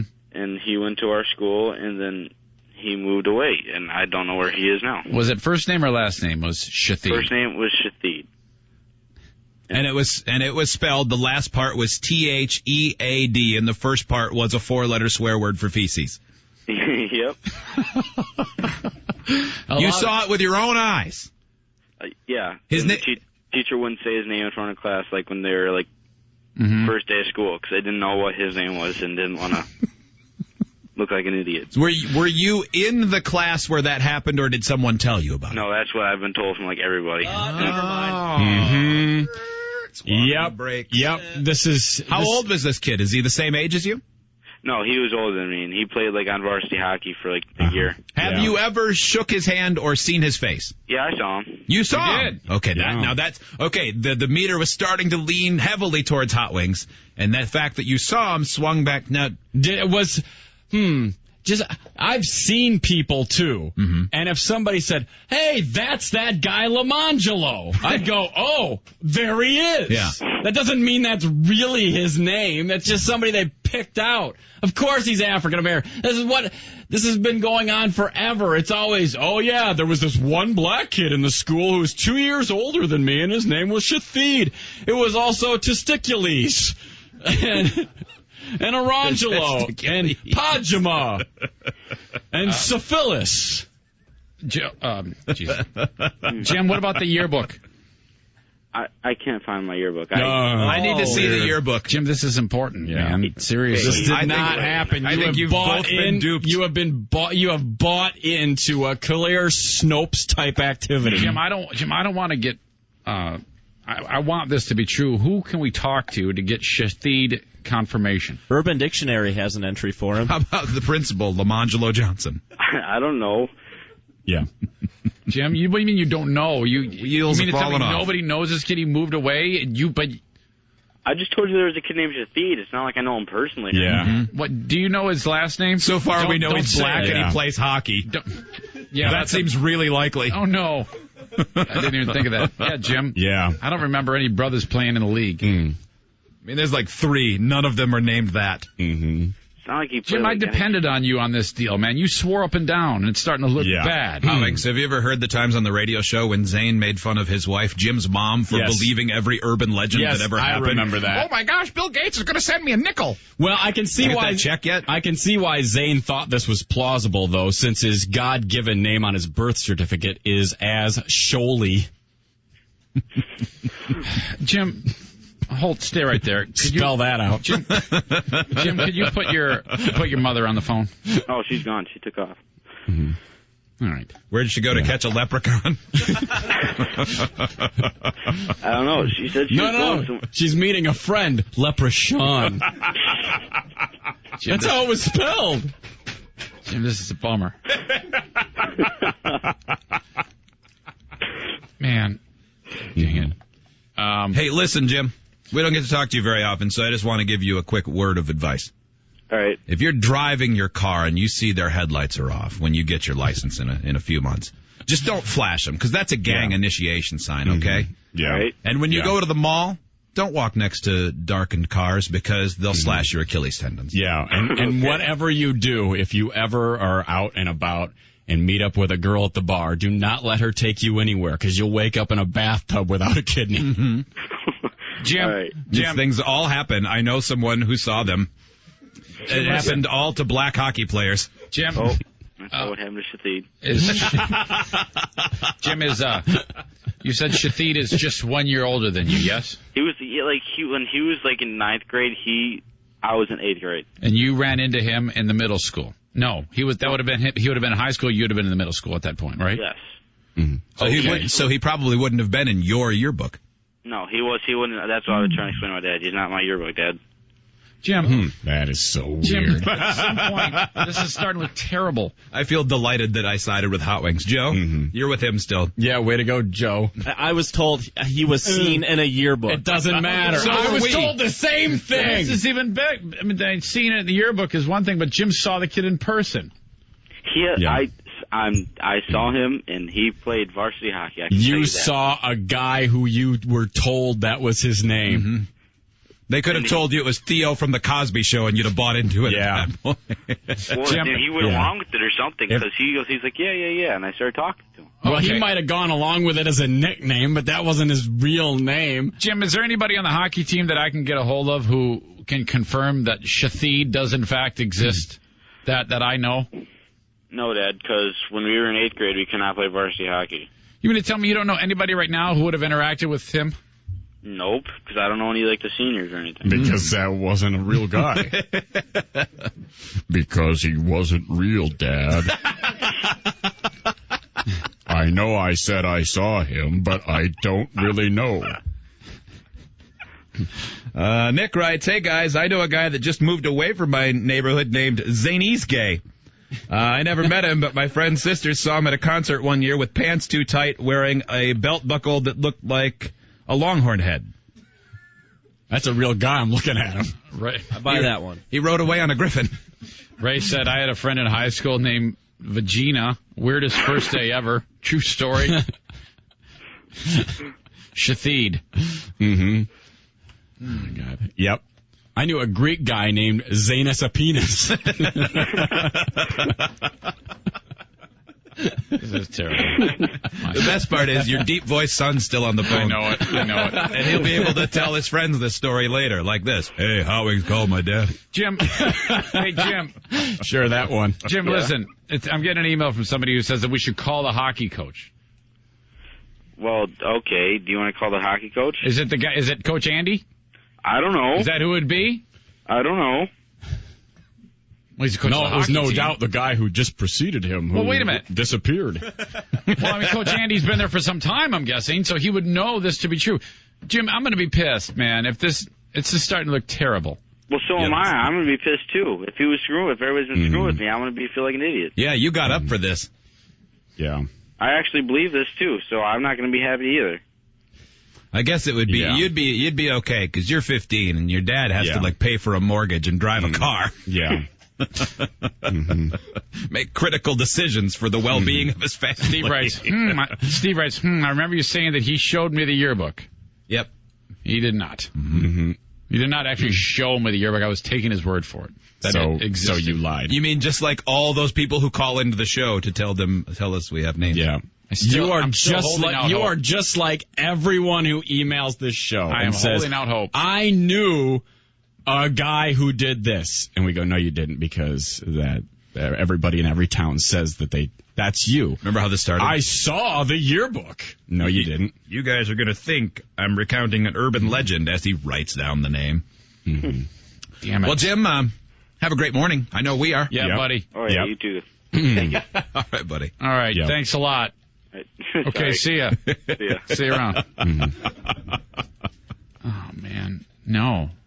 Let's see. There's a Snopes reference to it. Yeah, that's weird. Now, it could say that it's true. Do you remember when I believed that they drove dune buggies on the roof of the Silverdome because my dad told me that when I was 6? Yeah. This is just the opposite, and thus worse. This would be like me telling my dad this and him believing. Your brain isn't soft anymore. Shouldn't be. You were told by your child. Do you also believe that there is a person out there somewhere who is green and flies and is called Super Pickle? Frustration. Real frustration. I'll bet you'll see a sign when you enter the hospital tomorrow that brings up a new baby name called Nasmo King. I love Nasmo King. I had a friend. Baby name. His cousin was named Nasmo King. He was a black figure skater. He was a black. That's right. We'll get to the Free Beer and Hot Wings report next. Steve Nash, the white basketball player from the Phoenix Suns, he gave his wife divorce papers the day after she gave birth to a baby. Mm-hmm. Is that okay? You'll think it is in a moment. Final word on this. Joe indicates Coach Andy started the year that Shathid moved as hockey coach. We would have to get a hold of the coach. As I suspected. What a coincidence. We would have to get a hold of the coach, Itek Ak.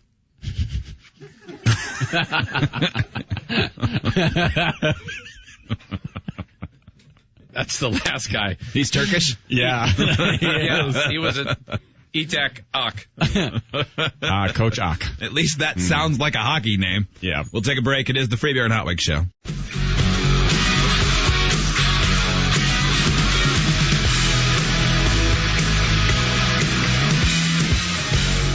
Email the show, idiots@freebeerandhotwings.com. The name game.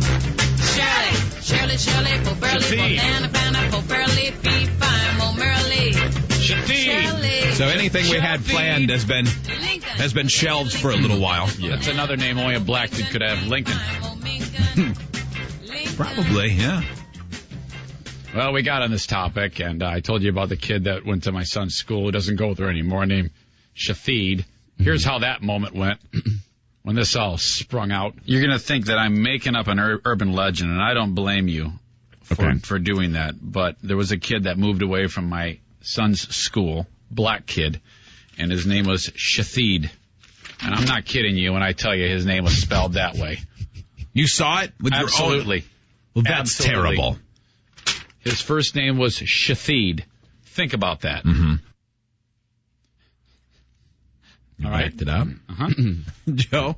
I said, think about that. Think about it. Think about that. Mm-hmm. I saw it. And then Hot Wings suggested he didn't believe you. Mm-hmm.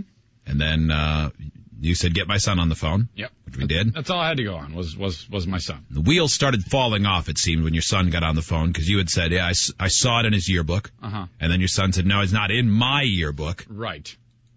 Things really backed up quickly. Yeah. But now I understand you have another supporter on the phone. Yep. We are fortunate to be able to have our friend Captain Combs join us. Captain Combs, how are you, buddy? Wow. Sure you want to weigh in on this one? Unfortunately, I got to back him up on this one. Now, Captain, hold on. Combs, let me give a little background for the audience. Captain Combs is with the U.S. Army ROTC, and he is oftentimes in the high schools. In fact, my son's high school specifically, Captain Combs goes to meet with kids who possibly would want to go into the Army in a leadership role, correct? Okay. That is correct. Now, I'm filled with a little bit of trepidation because that's a fairly credible thing. But there's so many things working because we're getting emails from almost every market where the show is on saying, hey, I know a Shathid at my school. One of my kids told me about, or another teacher I know had a kid a few years ago who may have been in another class. So there's all these sort of urban legend things that are adding up. Yeah. Yet, Combs, you're calling to defend Eric Zane. I know. I never thought this day would come, but here we are. Mm-hmm. Okay. 3 years ago, I was at Jim Sung's now high school, and 3-4 years ago. Anyway, I was doing a lunchroom visit, handing out information, and a bunch of the hockey players walked up, and they were filling out contact cards so I could send them information on it. And this one kid filled out a card, and I'm looking at it. I was like, F-head, really? And he looks at me and says, no, it's pronounced Shathid. I was like, okay. And I just put that one off in the right pile. And yeah. So there you go. Yeah, I'm sure when you pulled his social security information, I'm sure that's really his name. I'm sure that wasn't a nickname that he got on the hockey team and just went with it. What's that? Yeah, but when of course not. Oh yeah, I've never told anybody a joke and kept a straight face before. It's impossible. This is terrible, Combs. Come on. You're smarter than that. This would be like someone who worked for the credit card companies who used to frequent the minor league ballpark in Omaha saying, yeah, seriously, a blonde-haired guy named Mickey Mouse signed up for a credit card. I didn't tell you I gave the guy a $200,000 scholarship. I'm just telling you I met someone at that school. With a nickname. Right. This is why you don't get sent into combat anymore. Hello. You can't be trusted with a gun. What's going on? Okay, so... Okay, all right. Well, have a good day tomorrow, Gilgamesh. See you, Cap. I don't know what. Something else. Somebody came in. else. There's like somebody a else was conference bleeding call. in. Did you hear that? I think somebody picked up in one of the other studios. Yeah, they did. And just started going on. I can hear talking, but I'm going to go anyway. One of our hotlines is connected to the prod room. Oh, I see. That was weird. Yeah. Well, yeah, so Captain Combs' logic of backing it up. Yes, he did meet someone who claimed that was their name. Yeah. But who in high school, lots of people signed up for things with fake names. Well, he can also go around telling everybody he legitimately met a guy named Hot Wings.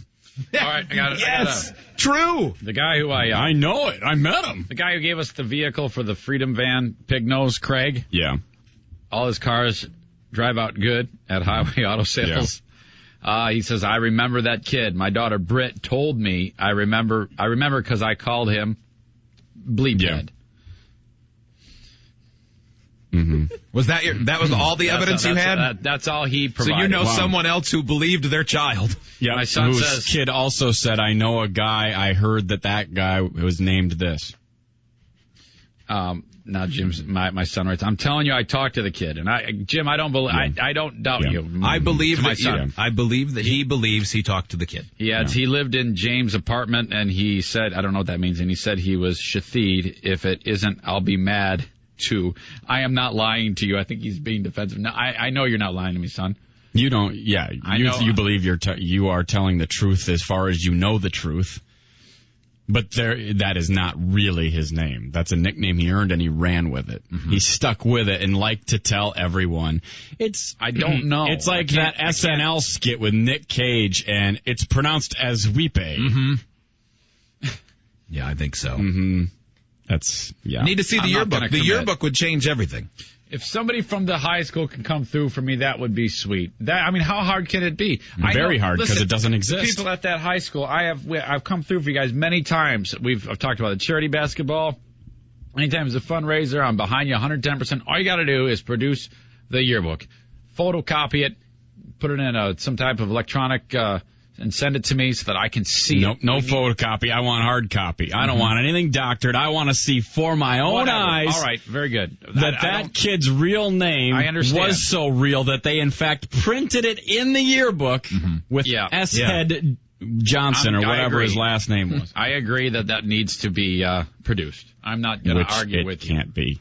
And I like the people online who are on the internet and email who are saying it's possible. I did a Google search and in the yellow pages a couple of S heads come up, and it's like, well, yeah, but you can say your name is anything to the phone company. Mm-hmm. My name was completely wrong when I entered the phone company the last time. Or yeah, there's 4 or 5 of them on Facebook. Really? I know there's a Hot Wings too. Yeah.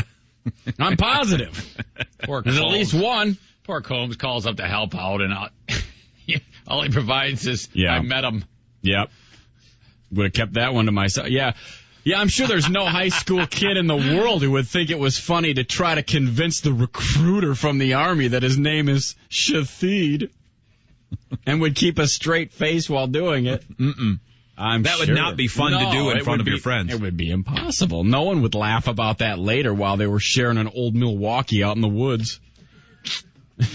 Up next, Joe is going to be undertaking a major adventure. Yeah. A major adventure at the end of this month. Mm-hmm. Yeah. We'll tell you what it is in the next segment. We'll take a break. It is the Free Beer and Hot Wings Show.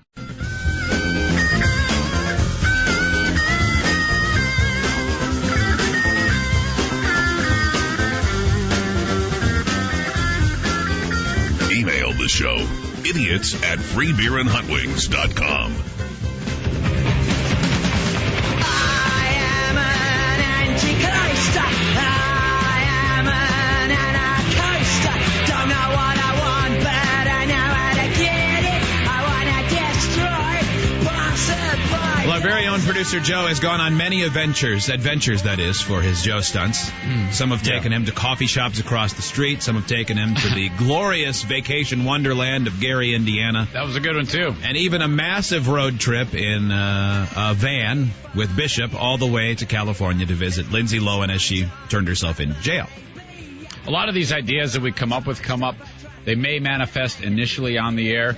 They may manifest off the air, and then the fine-tuning takes place on the air, with the caveat that it can all be thrown out in an instant and reformulated. There's no real set plan in anything we do on a Joe stunt. It kind of comes together on its own in a natural fashion. And this one's very much the same way. I can only tell you the location. And that location is London, England. Joe. That's it. It sounds so crazy when you say it. It does sound crazy. Joe will be leaving. Yeah. Actually, Steve will be going with him. Yep. Both of you? That's right. Yeah. Steve has to document a lot of this, and Steve is he's your wrench, or your tech, if you will, in addition to providing the reports of describing what's going on, painting the picture for us through the radio as you and he go to London. Yeah. The goal is to... It's impossible, but the goal is, you got to aim high, is to get into the royal wedding. And then obviously, like any Joe stunt. in the wedding. You're part of the wedding. Yeah, and obviously, like any Joe stunt, it's going to get ramped up when we ask you to hip thrust Kate Middleton. Yeah. That is not impossible. No, Joe, nothing is impossible. No, maybe time travel, but that's all. Yeah. Well, nobody there, very few people at least, and I would, probably a handful of people will be there in an effort to do what you're attempting to do. Yeah. Most will be there to gawk and view the spectacle that is a royal wedding. Doesn't happen that often. No. More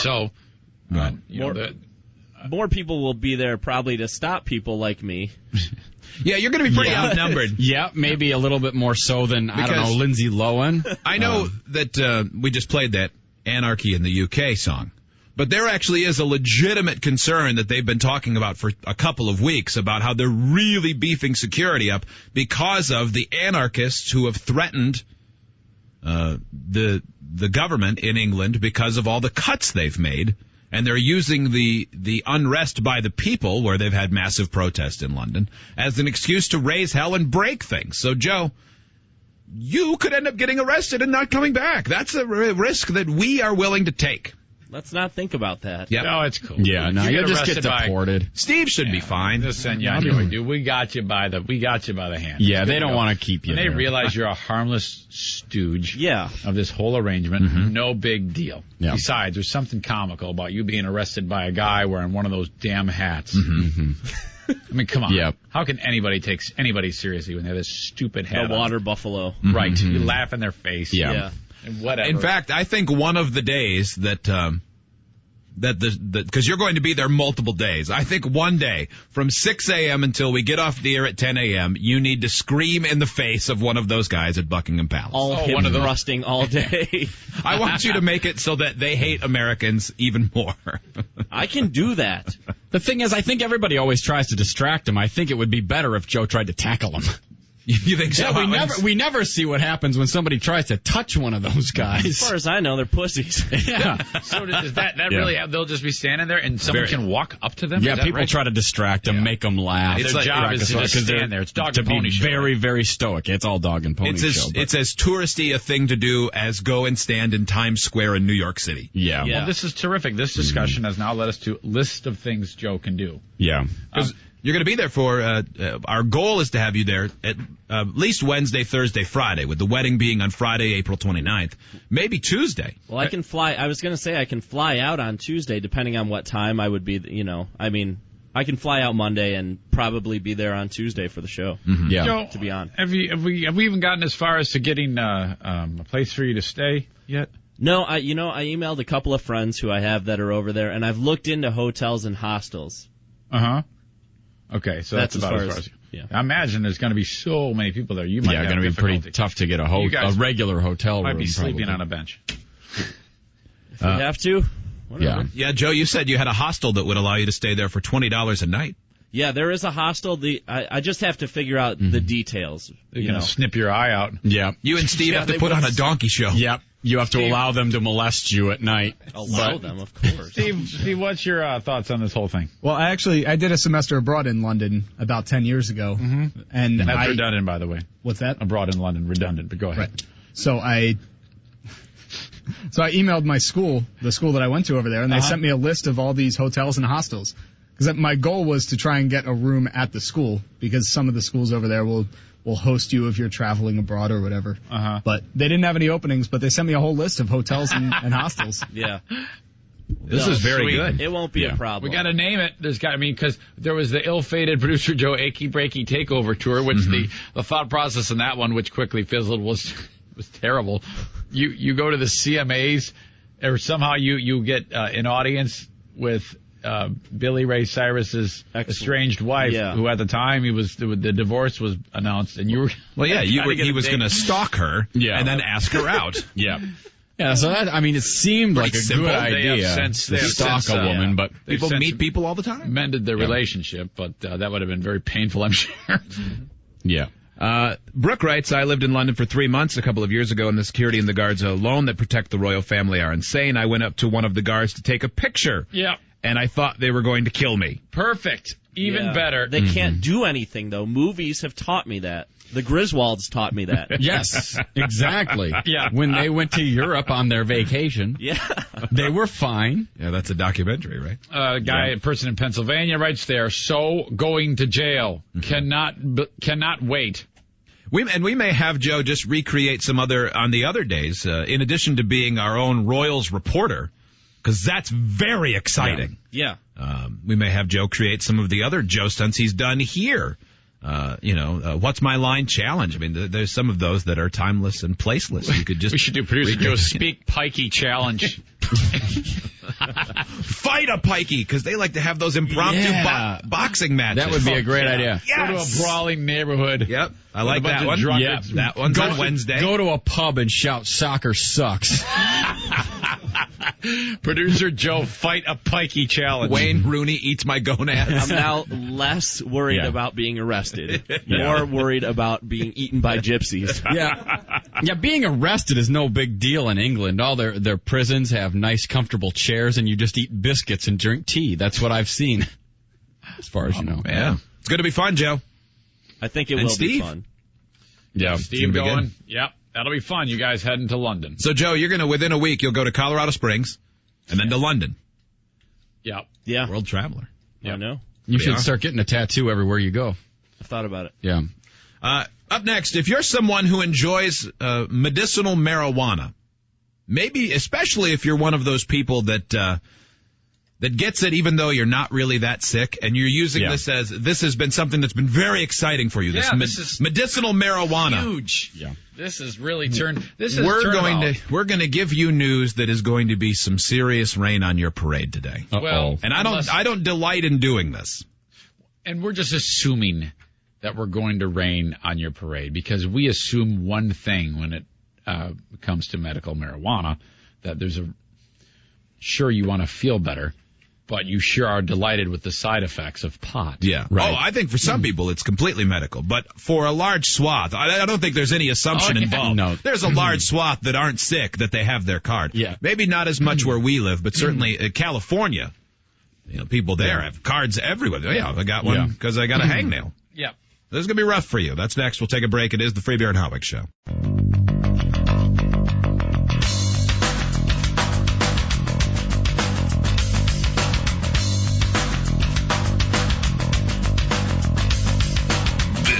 The Free Beer and Hot Wings Show with Eric Zane. I've been addicted to alcohol, sex in various forms, and exercise, and still addicted to all. Just adding new things to the list. Of the three, exercise seems to be the most healthy. The others have gotten me into trouble a time or two, yes.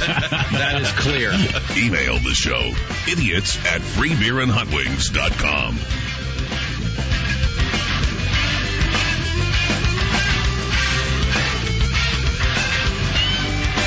By this time tomorrow, Hot Wings will have another son, probably not named Shathid. Probably not, but maybe. Well, I want to make it true. Someone may tell us that you named that baby that. Mm-hmm. Maybe, but probably not. 1-800-947-3979. Welcome 92.9 The Bandit in Reno, Nevada. Thanks for joining us. Thanks for giving the show a try. Mama, I'ma go to the University of Smoking Marijuana. What? All of my friends go to USC. So I'ma tag along and hit the bong with them. Walking through the mass. So medicinal marijuana has been sort of a wedge in the door for a lot of people who support legalizing marijuana. Mm-hmm. They see that as sort of a gateway to what others call the gateway drug being legalized. Right. Whether or not that's true, I don't know, but obviously the acceptance of the idea of pot being legalized is much closer to being mainstream now than it was a decade ago or even 5 years ago. Yeah. Some people that have taken advantage of medicinal marijuana, it's been long assumed that maybe they didn't need it quite as badly as they indicated. I think we're all reasonably sure that there are people that are doing that. The guy with itchy eyes who claims glaucoma. Right. He just has hay fever. Well, this is terrible news for you if you're one of those people that gets medicinal marijuana and maybe the symptoms you have that it's treating aren't that big of a deal, but you would just enjoy getting high. Yeah. This is awesome.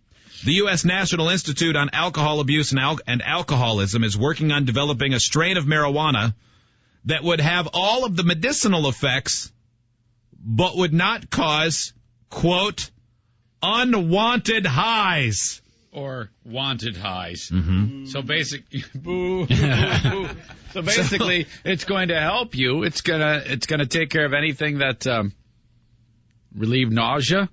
If you're let's say you're on chemotherapy, and that's one of the side effects is people often lose weight because they don't feel like eating because of the medicine. Mm-hmm. Well, there you go. This is perfect, isn't it? This article says, so basically, marijuana would still dull your pain if you suffer from glaucoma or cancer, but it would not make the Dave Matthews Band sound good.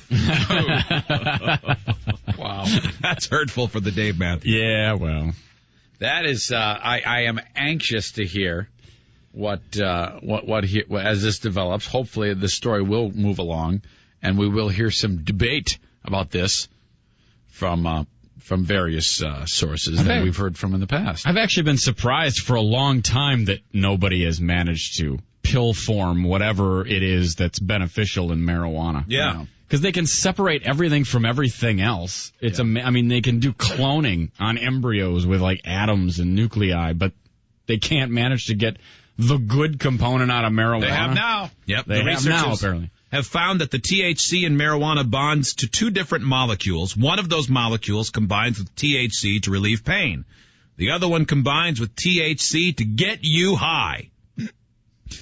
So they have figured out how to isolate the pain-relieving one and leave the stoner one behind. Now, I don't know. You know there are people who want the stoner leftovers. Right. Of course. I wonder if there's anybody we could get who honestly can call the radio show and say, yeah, this is a game changer. Because, I mean, it is kind of opposed to what I'm assuming that they want. Yeah, sure, it's helping people, but a lot of people seem to think that they're just proponents because it gets them high. Mm-hmm. Absolutely. Now what? What do you do now? Yeah. And for the people who are against it, no matter what, well, this takes away your argument, too. This seems to be the perfect answer for one side and the worst possible answer ever for the other. Now, does it talk about how they would ingest? It does not. Like, is it through smoking? Because people would still have a problem with actually physically smoking it. Yeah. Well, even right now they have it so that if you're getting medicinal marijuana, it's available in every form possible. Oh, I didn't know that. There's pills and everything else. Okay. But apparently you still can get high from the pills. Man, or whatever. This is great. I like it's great for discussion. Yeah, they're saying it's probably at best several years away from being available. Yeah, it takes a while. But that would, it'd take away the excitement of getting that prescription. Yeah, there are a lot of Fish fans right now, the band, not the food, who are going, oh, no. Oh, I've been working on my arthritis, and this is going to do me no good. I've been actually praying for arthritis. Son of a gun. Here's the response you get from the people that have been enjoying medicinal marijuana. Quote, once again, the government controlling us. Can't just let me be happy. Oh, shut up. You are full of it. This is Paul. Hi, Paul. Hey, guys. Pretty much what I wanted to tell you is the medical marijuana law, if they do try to pass something like that to make it so you don't get high when you smoke, it doesn't matter because people are still going to grow their own. You can grow up to 12 plants. I know a lot of people that already have their card here in Michigan, and pretty much, the price of good weed is going down and it's getting more and more popular. So, regardless of if they're going to grow their own or not. That's true. It does. The law, I think, in most states does make allowances for you to grow your own for medicinal purposes. They do. They actually make it so you have to, the caregiver has to actually smoke it in order to make it so it's medical marijuana grade. Mm-hmm. So they have to make sure of that, and also the fact that, you get to have 12 plants per patient. And also, you guys are talking about the pill thing. They already have pills, like in Holland. They have dispensaries where you can go in, you can buy pills, you can buy candy, you can buy peanut brittle food, anything that's got THC in it. Hey, let me ask you this. How much do you smoke now? No, I don't smoke, actually. Really? Because you really sound like you do. No offense, but for some reason I have a... Maybe it's your passion level. Yeah. I have an impression. You're very knowledgeable. You've given me a first impression that you smoke pot regularly. Okay, yeah, I do. I knew it. Yeah, you can't hide it. You have a certain tone and a pacing in your speaking pattern. That's a dead giveaway. That sucks. There it is. That was it. Yep. You guys are way too relaxed in your speaking. You sound like dopes. You're just not sharp. You know what I mean? Hey, man, I mean, I don't know. Sure, you guys take it as what it is, but I've been smoking for 5-6 years. I'm very successful.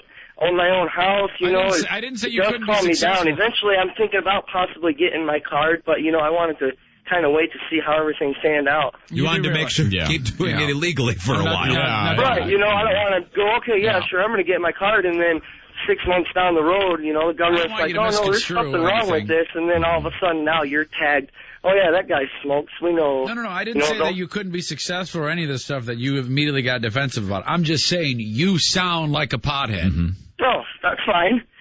And I don't have no problem with that. Not laws, right? He said he didn't smoke pot initially when you asked. Yeah, initially. Well, I'm on the radio. I didn't want to be like, hey, I smoke all kinds of weed. Saying who you are. I mean, everybody knows in the neighborhood that you're a pothead. Yeah. You don't need to. No. They can tell by your outfits. Yep. You stink all the time. Mm-hmm. You date ugly women, and you wear too much faded denim. I'm married to my beautiful wife. No, she's not. Is she a pothead? Nope. She sure isn't. So is she a pothead in the same way you are also not a pothead? Yeah. No, she really isn't. No. So you sit around and smoke pot, and she just kind of like sits there and watches it all go down? You're trying, Zane, but you're not being very successful. It's all right, I love you guys' show. I love you guys. You have a beautiful wife. You get high, and at some point, she has to watch this all kind of unfold while you sit around and get high, right? Sometimes. Oh, you must be great fun. Maybe he is. Well, maybe. Lots of people do that. You should come over sometime. We'll hang out. No. Thank you, Paul. Go clean your house. He does have it. He had that same distinct sound. It's the chuckle is what really gives it away. His speaking pattern wasn't as dopey as many that I've heard, but it was the. That's all it takes. Potheads are the only people who laugh that way. Laura in Nashville. Hi, Laura. Hey there. Hey, Pothead. I just wanted to tell you guys that I hate you, and you've ruined my day. Really? Because of this story? Yeah. Yes. The story has completely ruined my day. Well, you can't get mad at the messenger. Yeah, Pothead. What? I mean, we're not chemists here. We didn't come up with it. How come you're so upset? Tell us. Well, because that's if I were to ever be able to get a card that I was able to smoke marijuana, and they took away the fun part of it, well. That's just messed up. It does sound like you'd still be able to grow your own from what people are telling us, though. So yeah, what do you think? If that ever comes to Nashville, that'd be great. But for now we can't even do that. So if they get this in effective pill form, they may change those laws. Yeah. To being able to have 12 plants or whatever. I mean, to my knowledge, that's true. I don't know what the laws are, but I don't know anybody who's mixing up batches of their own Tylenol right now. Yeah, people who mix up batches of their own stuff are considered drug dealers or bootleggers, and drug manufacturers who sell. So, Laura, thank you. Generally get busted. Thank you, Pothead. Yep. So they may change those laws. I think you're right, Howie.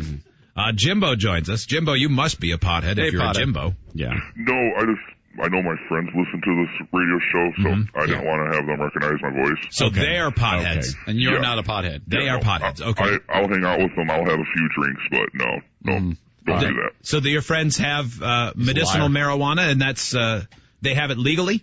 Well, yeah, I know one of my really good friends, he got it just completely because he went in. That's why I kind of laughed when I heard this, because he went in, he's like, yeah, I get to do it now, I get to do this. What was his condition? Nothing outside of maybe being out of shape.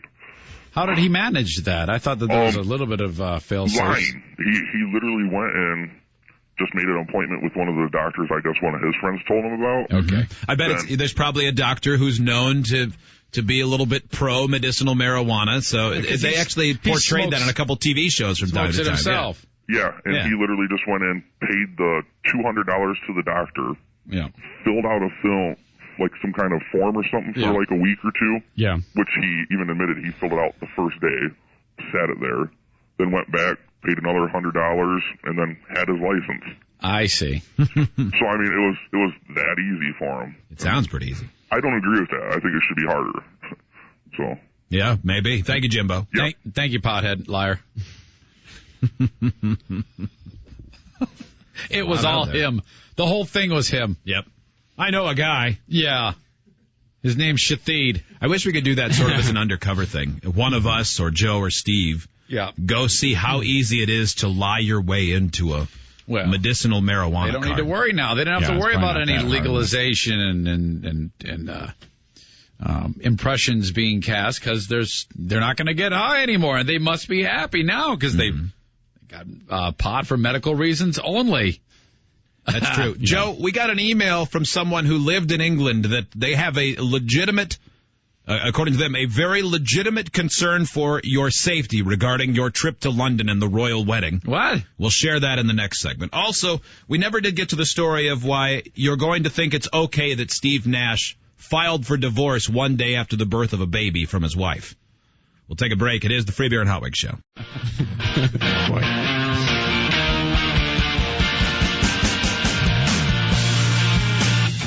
Email the show, idiots@freebeerandhotwings.com. I can't help but love you till the day that I die. So tell me why, baby, why, baby, why, baby, why? Well, I got a crow I wanna pick with you. It's a baby song, Hot Wings. Sure is. You're running a wild. He's singing a lot about babies. See, I like Red when he would sing. I didn't like the spoken word silly nonsense he used to do. Yeah. I can't live with Hot Wings tomorrow this time. You'll have a new baby. Yeah. If everything goes as planned, which no reason to think it would. If everything goes as planned, yeah. Although I just got a text from my wife that says I'm having a lot of contractions, think I might be going into labor. No! So now I have to text her back and say, are you serious or kidding with me? Because I don't think she would kid about that something doesn't like seem like that. something she'd I say. can't help but love you till the day that I die. So tell me why, baby. is kidding, that would seem really out of character. Might be going sooner than I think. Hey, Hot Wings. Just had a baby. Haha, just kidding. LOL. Well, it actually wouldn't be beyond her to do that. Baby fell out. JK, LOL. But I'm doing a self-dilation check. This is hard. JK, other kid crawled in there. JK. She does use JK a lot. Does she? Yeah, that's her thing. Yeah. LOL. So, Joe, we announced in about 40 minutes ago that your next big stunt, you're taking Steve along with you. Yeah. The British invasion. Mm-hmm. Ooh, I like right. it. Producer Oh, Joe's British invasion. Other shows that think of these things in advance, we choose to do them on the fly, and that's what makes us better. Producer Joe's British invasion. He's going over for the royal wedding. You'll be our royal wedding reporter. You'll do Joe stunts the days before, including, as suggested by a listener and approved by all of us immediately, Producer Joe's British version of D-Mike on the road. Yes. Yep. Mm-hmm. That's going to be fun to take through customs. D-Mike Roadshow. Is this your 1 foot rubber penis? Yes, it is. It is mine. Yeah. Put that in Steve's bag. I'll probably check that Yeah, one. put in your checked bag. It didn't deal with it in that manner. It's, I mean, they can't just take a dildo because it's a dildo. People travel with dildos all the time. Yeah. As long as it doesn't vibrate, it's good. Right. And it doesn't. Yeah. This one it's a microphone. Yeah. Right. Obviously. It just looks weird. That's all. Obviously. And the reason why you would take the D mic is because, as we learned before, the one time you did it, when you go up to someone and say, "Yeah, can I get a few comments about whatever the royal wedding?" Yeah. They don't look at the mic, then they talk right into it, and you're sitting there bouncing the tip of it right off their lip as they talk into it, and they don't even pay attention to it. Well, one guy didn't pay attention to it. Right. Several others ran away from me. Some of the others may have been concerned. Or wanted to fight. Well, Joe, we got this email from Ian. Yeah. Yeah, first buzzkill. Okay. Okay. See what you think of this. He says, as a fan of your show and an Englishman who lives in the greater Grand Rapids area, I have a couple of observations to share with you. When I left England in 1992, the prank you're looking at pulling with Joe would have been considered amusing and met in that manner. However, as I discovered in 2009, the country has changed, and I am concerned for Joe's safety.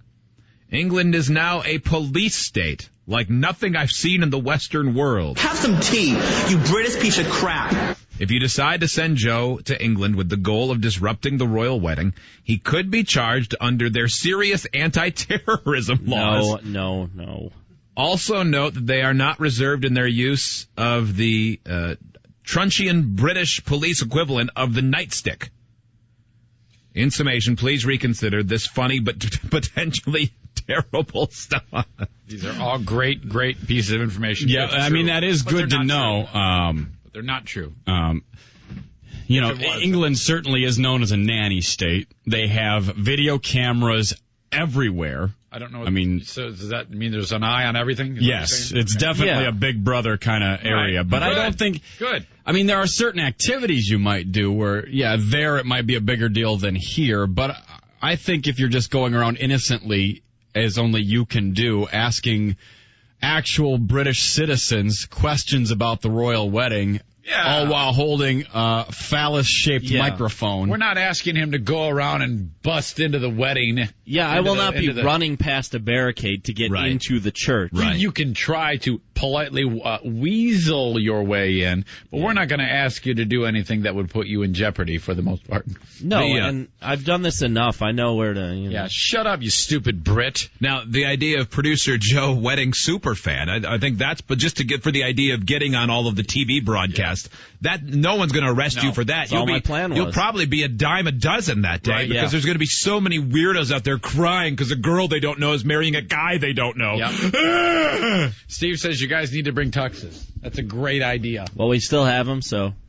From the game show. Yeah. Yeah, that is sweet. Yeah, why not? You might as well look good. But I don't know when I'm going to wear the tuxedo because when I'm out there wedding day, for the wedding, I'm going to be in my pink shirt and my short shorts. Oh, you are? Yeah, I'm not wearing a tuxedo. Yeah. Yeah. Okay. That's a good point. You can't carry a sign in a tux. No, you got to wear one just super tight. Yeah. You need to dress how you're comfortable. Show your balls. Yeah, it's a long day. You got to be comfortable. I think since Steve is largely getting a free trip to England, he should have to wear the tuxedo and only the tuxedo for the entire duration from the time he leaves for the airport until he gets back, including sleeping. Now, I think it smelled like Bishop then by the end of it. You don't want that. It's in another continent. We don't care. Joe, you're rooming with him. It's good, right? It is good. Colin joins us. Hi, Colin. Tally-ho, gentlemen. How are you? Good. Great. Good. You were born, or grew up in London, right? I did, absolutely. Did 28 years over in there. Okay. A couple of things for you. I'm not going to rain on your parade and all that kind of stuff. Ian's talking a bunch of bollocks about all that truncheon I stuff. thought he was everything. talking bollocks. One thing you got to remember is with all this royal wedding, there ain't been one for a few years. I think it was Fergie and Andy when they got married the last time. Yeah. But with the dildo thing is you're going to have a bunch of old ladies who are going to be waving the flag and all that kind of stuff. Mm-hmm. If you're going to go up to the old ladies with the dildo and all that kind of stuff, you might be hit around the face with a handbag a few times. Good, great. Okay, no, that's Perfect. good. That is fine. Good what news. About attaching the Union Jack to it and using it as a flagpole? Would that be a problem? Yeah. I'll tell you what, you can do that with the Union Jack because that flag means absolutely nothing nowadays. Okay. Really? Yeah, so go ahead. But if you do it with the St. George flag, then you might have a few issues with that one. Okay. Right. Colin, in closing, give us one reason why America is 10 times better than England. I couldn't do that, mate. I'll tell you that much. But do it. We kicked your ass in a war. Just do it. Go over there, have a blast, mate. You'll have a good time. Your loser country. Don't do the tux, though, because you're going to do 18 hours traveling in a tux. That's a bad idea. I did it in a suit, mate. You'll be damn uncomfortable. Yeah, Joe should have to travel on the plane in his tight outfit. Yeah. Steve's in the tuxedo the whole time. Joe's in his Lindsay Lohan outfit the whole time. Now we're talking. Thank you, Colin. America's better than Britain. 1-800-947-3979. Only because we've teased it twice and haven't gotten to it. This story, now, this must be true because I found it on yardbarker.com, linked from jerseychaser.com. Two of my favorite websites. Two of the most credible, not only news and information websites, but basketball websites. Yeah, I have them bookmarked. I actually believe this probably is true. It was a small story nationwide, but a big story in the Phoenix area when, I believe it was back in December when two-time former MVP Steve Nash, he and his wife had a baby, and he delivered divorce papers to her the day after the birth. And it really went counter to what people think of him, because he comes across as a very, like you see interviews with him, he's a thoughtful, nice guy who is probably one of the guys you'd have thought, geez, he's always been in a very close relationship. So, he's well respected. So forgive me, but this just happened, or this is just coming out now? Well, the people knew about the divorce a long time ago. Okay. That was in the news, that Steve Nash is getting divorced from his... okay. But no one knew the allegations as to why. Now, these are allegations. They're true. But it said he filed for divorce just a day after she had the baby. Turns out there had been rumors of infidelity. In fact, rumors of infidelity with a teammate. Now, Steve Nash is a white guy. And the whitest of the white. Yeah. Yeah. Is he the Canadian? He is. Oh, jeez. Yeah, that's like white extra white, almost clear. And apparently the rumors were confirmed true when the baby looked a lot more like his teammate Jason Richardson than he would have hoped. Black man. Some thought that may have been a tell. And that may have been what led to the divorce papers being handed to this lady while she's still in the stirrups. Wow. So he was holding out hope. Maybe, yeah. That's the allegation. Now, Jason Richardson was promptly traded to Orlando as part of the... This city will be chocolate. Wow. And that was a surprise to a lot of people. People thought, wow, what are they doing there? Do you know anything about chocolate? Little Cocoa baby, and he's out the door. Now, if that is true, who could blame him for throwing the divorce papers in her face? Oh, yeah. Well, no one, of course. My God. No, that's rough. That's some tough sledding right there. Holding out hope. That 1% chance. And all along she's maintaining. Mm-hmm. And then, the real tell was when she named the baby Shathid. Yeah, right? That's when you knew. That's not the name we talked about. He's actually, he wants to see firsthand, so he's standing right next to the doc. He's not even at the woman's head to console her. He's actually where the doctor is receiving the baby. Mm-hmm. Yeah, and he sees this black baby come out. He wants to see hair texture. As soon as he does, he's out of there. Yep. Okay, see ya. Oh, great. He was dribbling 2 basketballs the whole time. Yeah, he wants to keep up his skills. One of the best ball handlers. In the final segment of this hour, we're going to cover a lot of things that we were trying to get to earlier in the show. Yeah. It's a smattering, if you will. That's coming up. We'll also get to what we've learned today. We'll take a break. It is the Free Bear and Hotwig Show.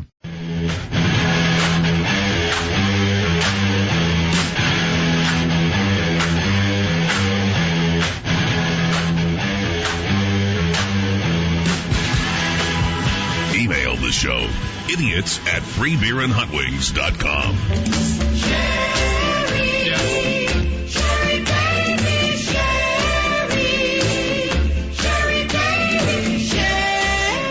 Your wife said she sent you a message that she's having the baby. Isn't that what she... Well, not exactly, but she did say that she was having some contractions, and then... Didn't she say specifically... Followed it up with, I think I might be going into labor. Which is a hell of a thing to say. So you went in, investigated during the break, and what's going on? And as a nervous father, that caught me off guard. Of course it did. And we do joke with each other a lot, but I wasn't ready for that. And so she goes, yeah, I didn't expect you to get that right when you were going on the air and have it hit you that way.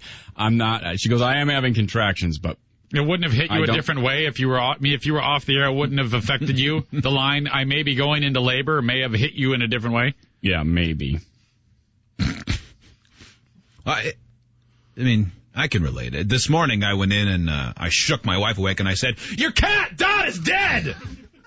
Serious about eating food right now. Do you mind if I give her some soft cat food? And then she would have taken that differently if she were awake. Obviously. You two are dumb. That's ridiculous. What other dumb things do you do? Oh, my God. So I'm going into labor. Just joking. I would have thought, wait a minute, are you really? Oh, I thought you weren't on the air. You would have taken that much differently if you were off the air. So, yeah. All right. So it's good. All is good. All is good. On a scale of 1 to 10, with 10 being very nervous and 1 being not nervous at all, where were you as a result of that text message? I was at DEFCON 5. That does not fit on the scale, so I don't understand your answer. I was at my most heightened sense of nervous. I just got a text from my wife. It says, Jim was killed while riding his bike over to Alex's house. Oh, and then there's another text that says, oh, I didn't know you were on the air. Not quite the same level of terrible, but still it did get me a little nervous that I might have to run home. Oh, hey, I got a text here. It says, Eric, Jackie's pregnant. Oh, there's another text that says, didn't mean for you to get that while you were on the air. I was kidding. It happens. Sometimes things just come across at the wrong time. By the way, Joe says that DEFCON 1 is most heightened. You were, in fact, incorrect, according to Joe. Damn, my War Games reference was off. Well, that's terrible, too, because, I mean, a lot of people have been busting out War Games references. Yeah. Maybe next time we'll ask you in a way that you can quantify it using another Broderick film like Project X. Yeah. Big shock I didn't get the joke. If I were you, I'd go home now. Thinking about it. I think I'm going into labor. What? I'm just kidding. Oh. If you had said that off there, I wouldn't have thought it was true. Well, yeah, of course. Hotwings, of all the breaks, has this one been the most fun for you? Apparently, me having a history of making outlandish claims or saying silly things to my wife at home have caught up with me. Well, at least she knows that text is so easy to imply that you're joking. I think she knew what might happen. I think she probably delighted in that a little bit, in getting me really nervous for 2 minutes. You getting nervous defined as, hey, what's this? Hey, hold a second here. Hold the phone, DEFCON 5. It's Stop the assembly line. Trouble on the way.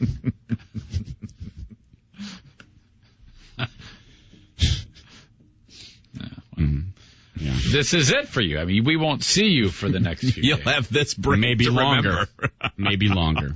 I may just retire right now. No, yeah, I won't be here tomorrow for sure. Because regardless of phantom labor pains or not, there will be a baby born tomorrow. Yeah, scheduled C-section. Are you sure, or is this an elaborate hoax by your wife? Yeah, I don't know. Well, as long as it doesn't look like Jason Richardson, I'm fine. It's all good. Which, by the way, somebody sent us a link to a photo of that mother of the baby along with the baby. Those websites may be inaccurate with the stuff they're spinning. Thus, we were inaccurate because that baby looked as white as Steve Nash to me. Oh, it that's too bad, certainly man. didn't look like a mini Sam Jackson or something like that. I wanted that baby to look like Kunta Kinte. Right. Yeah. That's what I wanted, man. Yeah. It did not. It was not like Me, Myself, and Irene when Jim Carrey's characters' kids are all black. That is a bummer. It was. I've never been so disappointed that someone's baby didn't look like their race as I was in that case. Mm-hmm. Yeah.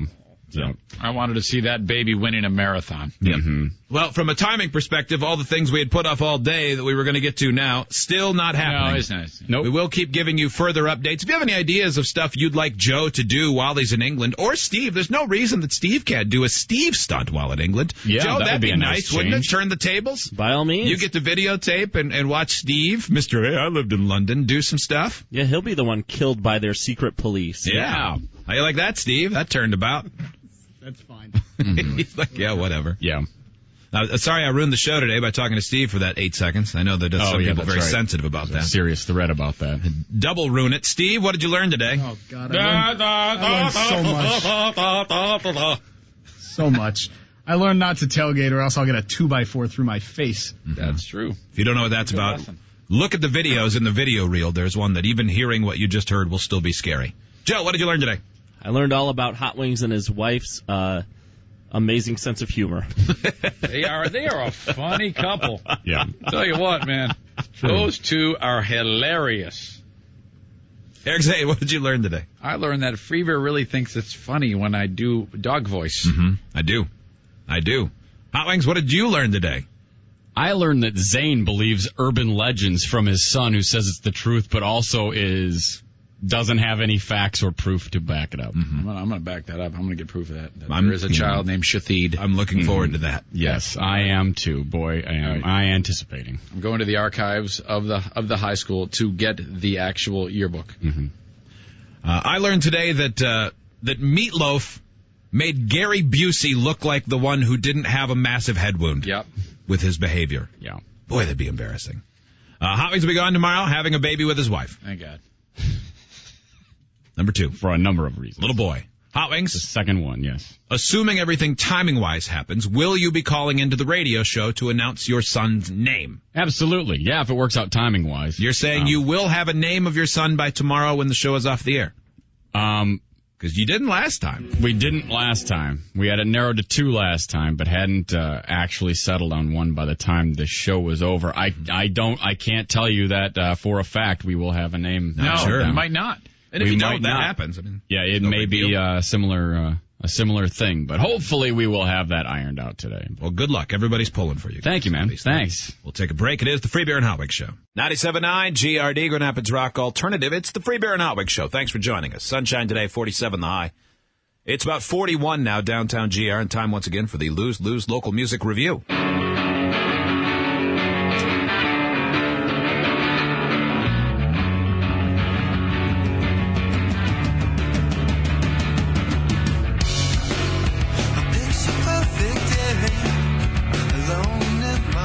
Please welcome to the Free Beer and Hot Wings Show, WGRD Lose Local Music Review, the band Ghosts of the Great Lakes. Welcome. Hey guys, what is this song called?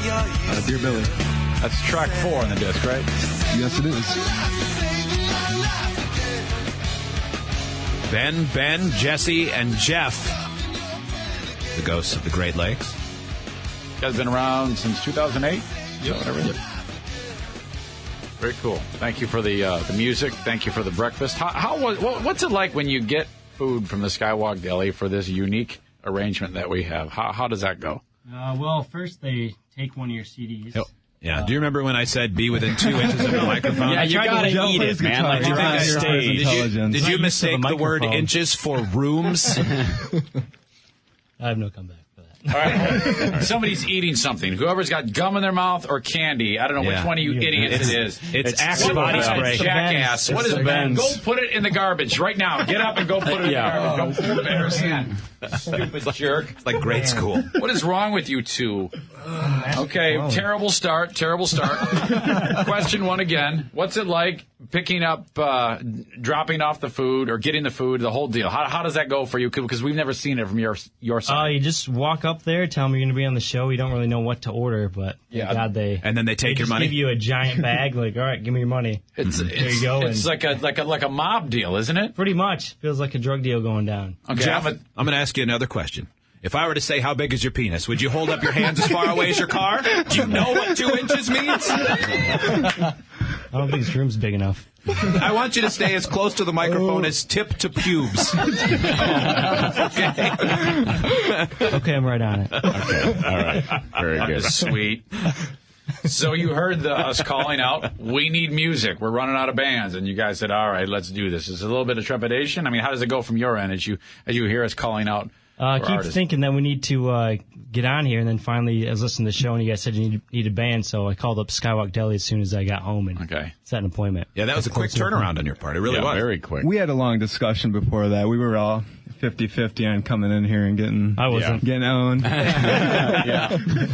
Is there anyone who, now that you've been hanging out for an hour and a half or so, who thinks, I wish I wasn't here? I don't think so. No, we're into it, man. Any reservations? Not at all. Okay. Zero. We can take it. Yep. Jeff can take it. And none of you are real sensitive and going to get your feelings hurt in any way. I've got my puppy dog eyes ready. Just in case as a defense mechanism. What's the worst thing you've heard as a band from someone who wasn't an ally of yours or didn't like your music? From anybody, a fan, another band, a loved one, parent? We had a guy that worked at Guitar Center, and one of the employees, every time Jesse comes in to buy some drum heads, likes to remind us of our CD release show we had at Papa Pete's last year, how the sound wasn't as great as we expected, a couple technical difficulties. Yeah. And every single time Jesse comes in, he likes to bring it up. Yeah, I'd love to hear you guys again. It's... You sounded terrible that time. I feel bad. But, maybe next time I'll catch you good. I was like, thanks. Thank you. Yeah, he doesn't remind you. He generally just doesn't like you for some reason. I think he was actually trying to be nice there. I was like, no. Is it the Guitar Center in GR or in Kalamazoo? Yeah, that's one of those complissalts, I think, where his intentions are good, but all right. I was like, okay. Yeah, that's tough. That's tough. We kind of knew you guys would like us, so... Silence. Well, Zane does it. Zane's already got it gunning for us. Well, you're not... Well, let's just put it this way. Straight Jacket is the worst group I've ever heard in my life. Yeah, you picked a really good week to follow up. Yeah. So there's no doubt there. No, I think you're going to be happy. Mm-hmm. I really do. I think that our critique, Always and I spent a bit of time yesterday talking about it, and we both kind of came to the same conclusions.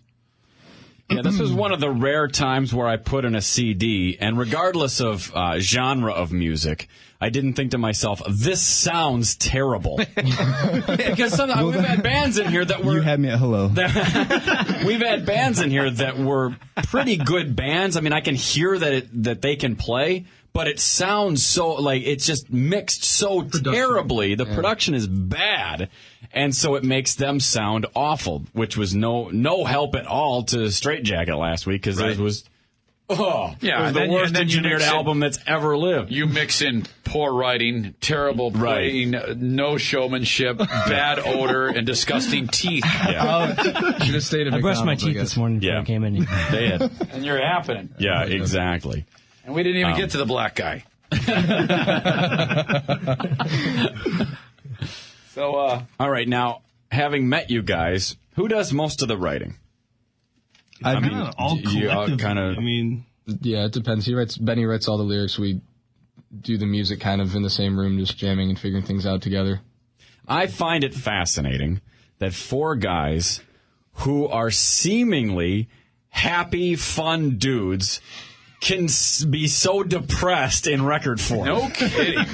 Jesus. Really can't help what you're good at. God, man, I feel like hanging myself. The CD is called Erasing You, so clearly somebody had a bad break. Somebody was having a rough spell. I got hurt by a girl. I gotta erase you. I mean, you get your muses where you can. I mean, I get that, but it doesn't seem like they go together. You guys seem like too happy, too fun. We'll name our next CD Shathid.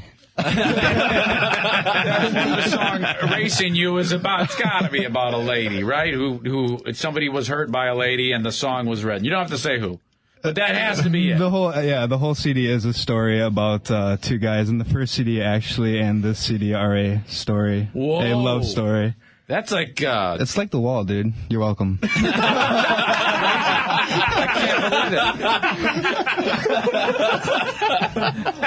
it. Anyway, that is the line. We're our own biggest fans. I like it. Well, so it's like The Wall. You're welcome. That was outstanding. Does this person know of it? Is she aware? I mean, or is it all just something you hope that passively she'd find out about it? I think it's a lifetime worth of stories.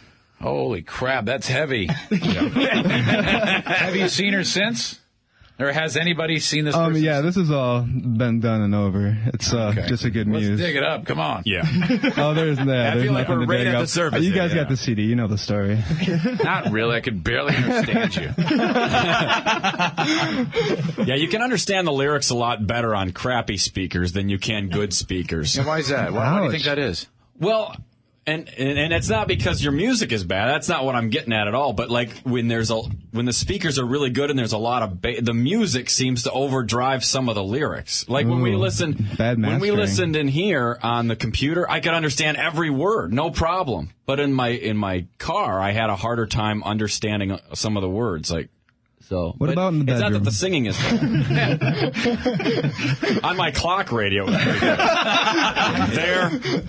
the best band on a transistor radio. Goes to the Great Lakes, appearing at Porky's. That's what all the kids are bopping to. And maybe I'm the only one that has that problem. I don't know. But that's just one thing. Well, that's the same thing. I mean, I kind of echo what Hot Wings said. We also touched on. Him and I kind of collaborated a little bit as to what we thought of the CD, and we kind of got a little bit more opinionated as we listened to more of the CD. But, in my review, I wrote The Ghosts of the Great Lakes, a 4-piece band out of Kalamazoo. Check them out on Facebook. Their next gig, according to Facebook, is at a place called Papa Pete's. That's in Kalamazoo on Saturday, April 16th. Pretty happy about that? Thank you. It's a good relationship with those because I know you did your release party there too. Yeah, no, we started there and we'll finish there. They take good care of us. It's an awesome venue. That's good. I hope their sound engineering's better. Yeah, we do too. So does that dude from Guitar Center. I don't think it was that bad, to be honest with you. I don't think it was that bad. He's probably one of those music nerds that hears it a little too much, where everybody else is just having a good time. And he's like, man, I thought the rhythm guitar was a little hot. Well, I worked at Guitar Center for a while too. Yeah, everybody's a music nerd there. Everybody's at sound tech and stuff, but they're cool guys. I can pretty much make a guitar sound in perfect pitch with my toes. So anyway, let me tell you about Pro Tools. That's pretty good, actually. That's pretty dead on. Pretty spot on. Guys, you're going to be happy because this is not laced with as much sarcasm and mean-spiritedness that has been evident in the other review. You've heard the other reviews by chance? We've listened to them before we even decided to try to do this. Okay, well, it takes a lot of balls to submit your stuff then, if you know what's coming. Well, there's one thing we have. Okay. Well, this is what I wrote. And a lot of when I write these things, these guys will help me with things, and they're basically based in a roast format or jokes. But, I mean, it's kind of weird with this time because I wrote, you're a hard band to review. The CD is produced well to, again, my untrained ears. There's a whole lot less to be critical of with Ghosts. It's not like last week with Straight Jacket. This is always a good sign when I make fun of the previous week before you. We'll take it. The first impression we got from them was Unleashed when we smelled stale smoke and B.O. as they walked in. Then our goal was to not make the one dude with the piano teeth smile. Jeez. Hot Wings and I listened at length to your CD, Erasing You. It's not painful to listen to. That's good. Thank I know you. that sounds Thank weird, you. but it's always a bummer when you have a band. A friend of mine told me once that it's just not, if it's painful to listen to, that's trouble. Personally, after a few songs, I'm not going to lie, I was a little bored with the melancholy, brooding singing and lyrics. Reminded me a bit of Igby Iris, which is a big no-no. Reaching. I hate pained bands. Why you gotta be that way? To me, there's nothing worse than songs that sound too damn serious. It makes me tense and anxious. I just don't know what you have as a band that will differentiate you from all the other pained bands out there. There are a ton of them out there who look like you look the part. Pissed. Sound the part. Pissed. And go nowhere. So what are you going to do? I tell you what you shouldn't do. In my opinion, it's this.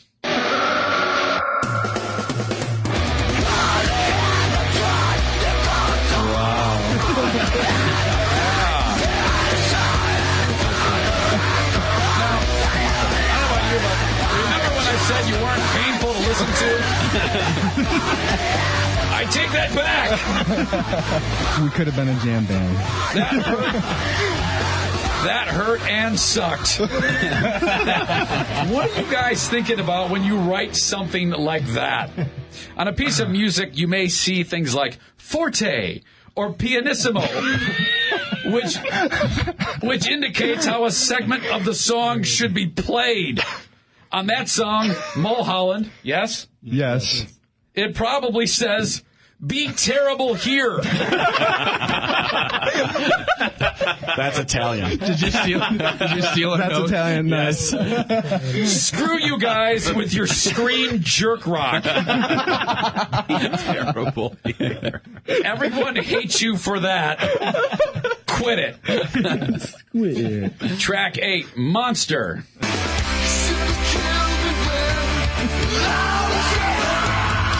More screaming!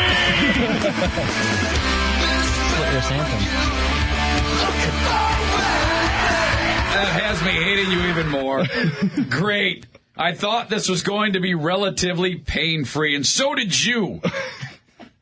But with that, you're a quickly sinking ship with your pissed rock in the second half of your release. That is all I have for the band. Ghosts of the Great Lakes. I'm sorry. Thank you. Yeah, thank you very much. Yeah, you weren't terrible enough for us to really pick apart. Yeah. Reaching. No. Sorry about that. But that's it. I mean, it took me 7 tracks to hate you, and that's coming a little. Yeah, that's saying a lot. It is funny. I actually thought that. I'm listening to it, and I go, well, it's not totally the music I like, but this sounds pretty good. And then the Scream one came. I go, oh, we made 7 tracks before Screaming. Now, this sounds I don't know what's being said. This is awesome. Yeah. Listen how bad I am. I'm screaming. Listen how bad I am. I didn't get the money from the Kalamazoo Promise. I'm pissed off because I live in a crime-filled city. I hate everybody.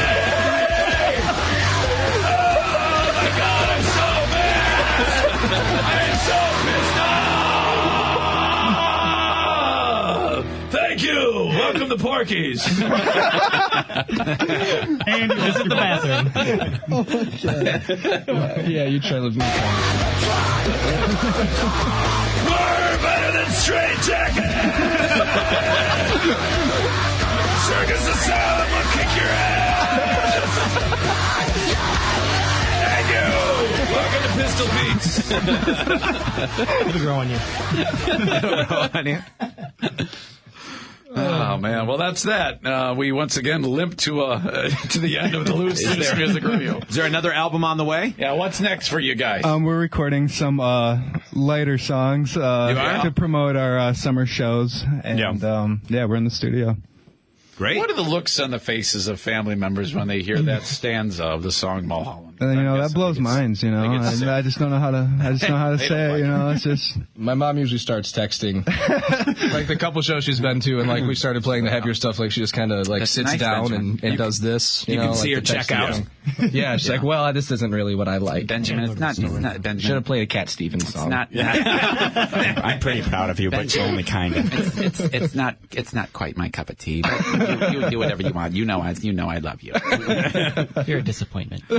Thanks, Jeff. It's not as Fleetwood Mackie as I would have liked. Have you thought about bringing a girl into the band, Benjamin? So who's listening right now that's actually hearing this that you're like, oh, God. Oh, I'm sure my work is listening. I'm sure they're all rolling in their vans right now. Nice. Okay. Yeah. Nice. All right, guys. Ghosts of the Great Lakes. Keep at it. And boy, I don't even know what to say. What are all the ways to find you one other time? www.myspace.com/Ghosts of the Great Lakes, Facebook, Reverb Nation, all the usual stuff. I'm giving you this. iTunes. You're on iTunes? Yep. On iTunes. I'm going to give you this review. And then when you make millions of dollars, you frame it and give me the middle finger. Mm-hmm. And it has even my notes, how I was able to differentiate each member of the band. Ben, Hat, that's you. Jeff, Little. Ben, the bass player. I wrote nerd. I actually wrote nerd. And then Jess is big. He's taller than the rest of you, but he's sitting in a small chair. For Ben, the bass player, I wrote banged Stifler's mom. Absolutely. Awesome. That's the best thing that's ever happened to me. Nice. Thanks for having us. We appreciate it. Thank you, guys. Thank you Appreciate for it. fulfilling the requirements on the Lose Music Review. Next week we have some band called Poor Boys Relief, and I don't know anything about them, but they sent us stickers. They look to be, I don't know, silly, actually. That's my first impressions of what we have here. And then the week after that. Oh, man, look out. Talk about mad. Ooh, we got some pissed off mother effers. These guys make you guys look like Weird Al. Yeah, based on cover art alone. Let me tell you, and I sure hope that these guys are lighthearted about this, because if not, they're going to murder us. Yeah, it's possible. I think they're out of Lansing. These dirty, filthy slobs that could be the ugliest band I have ever seen in my life and the most pissed off people ever. Yeah, they are very mad. This terrible cover art of the Pope. I'm not kidding you, jamming a crucifix down the Statue of Liberty's throat. Yeah. This is disgusting. They hate the Pope and love cannabis. This is the band Sin Theorem. I know they that. are animals. I have never seen an album cover that says you will have less in common with these people. This is one of the few times you can be certain of the genre based on the cover. No one will pick this up and go, I wonder if this is jazz. Yeah. It's impossible. I'm sure these guys have also, like me, passed time in a hotel watching videos of puppies on YouTube. Yeah. Jesus, Except man. theirs include women in high heels crushing them. I'm bringing my pistol. Yeah, I hope so. Yeah. These guys have never been to a picnic that isn't being watched by police. Look at me. Wait till it is jazz. These guys. Oh, man, that would be the greatest switcheroo ever, man. When I see their picture, there's no doubt, no surprise that when they see a big giant moonwalk, they get a boner. I'm glad you're not that band. Mm-hmm. So that's in 2 weeks. We've got the band Rapist. See, this worked out well for you guys. You guys are history. It's perfect that they brought in their food today from Skywalk Deli. So all we did was one mention of this earlier in the week, and we ended up getting, actually it was late last week, and we got 3 bands out of that one mention. You guys, and then these other 2. Yep. So we are happening on the Lose Local Music Review. Whew. Ben, Jesse, Jeff from Ghosts of the Great Lakes. Thanks for coming in, guys. Thanks a lot. Guys, good luck. It. Good luck. Thank you. And keep us updated. Send us info. I mean, that's one of the things. We now share something. We spent time together, so you guys got any updates? I know Gunnar sent me from Gunnar and the Grizzly Boys, he sent me an email. He's got a new song. Yeah. So we're going to hear another poorly sung disaster. Oh, my God. Believe it or not, you too can have this kind of support. Yes. You know, if we can even drop that in later. What is today, Wednesday? Today's Tuesday. We got plenty of time this week to just throw in that song and review that. Gunnar mixed it and recorded it, so I told him I would play it, so we'll have to check it out. And man, I can't wait. So what I'm getting at is keep us updated how you do. Yeah, believe it or not, we're rooting for you now. Yeah. Sure. Sure. We appreciate it. The way we show it. All right. JT's not in next, I don't think. I forget. I think it's Dave Kim Jong-il. Yeah, JT's still out. It's 97.9 GRD.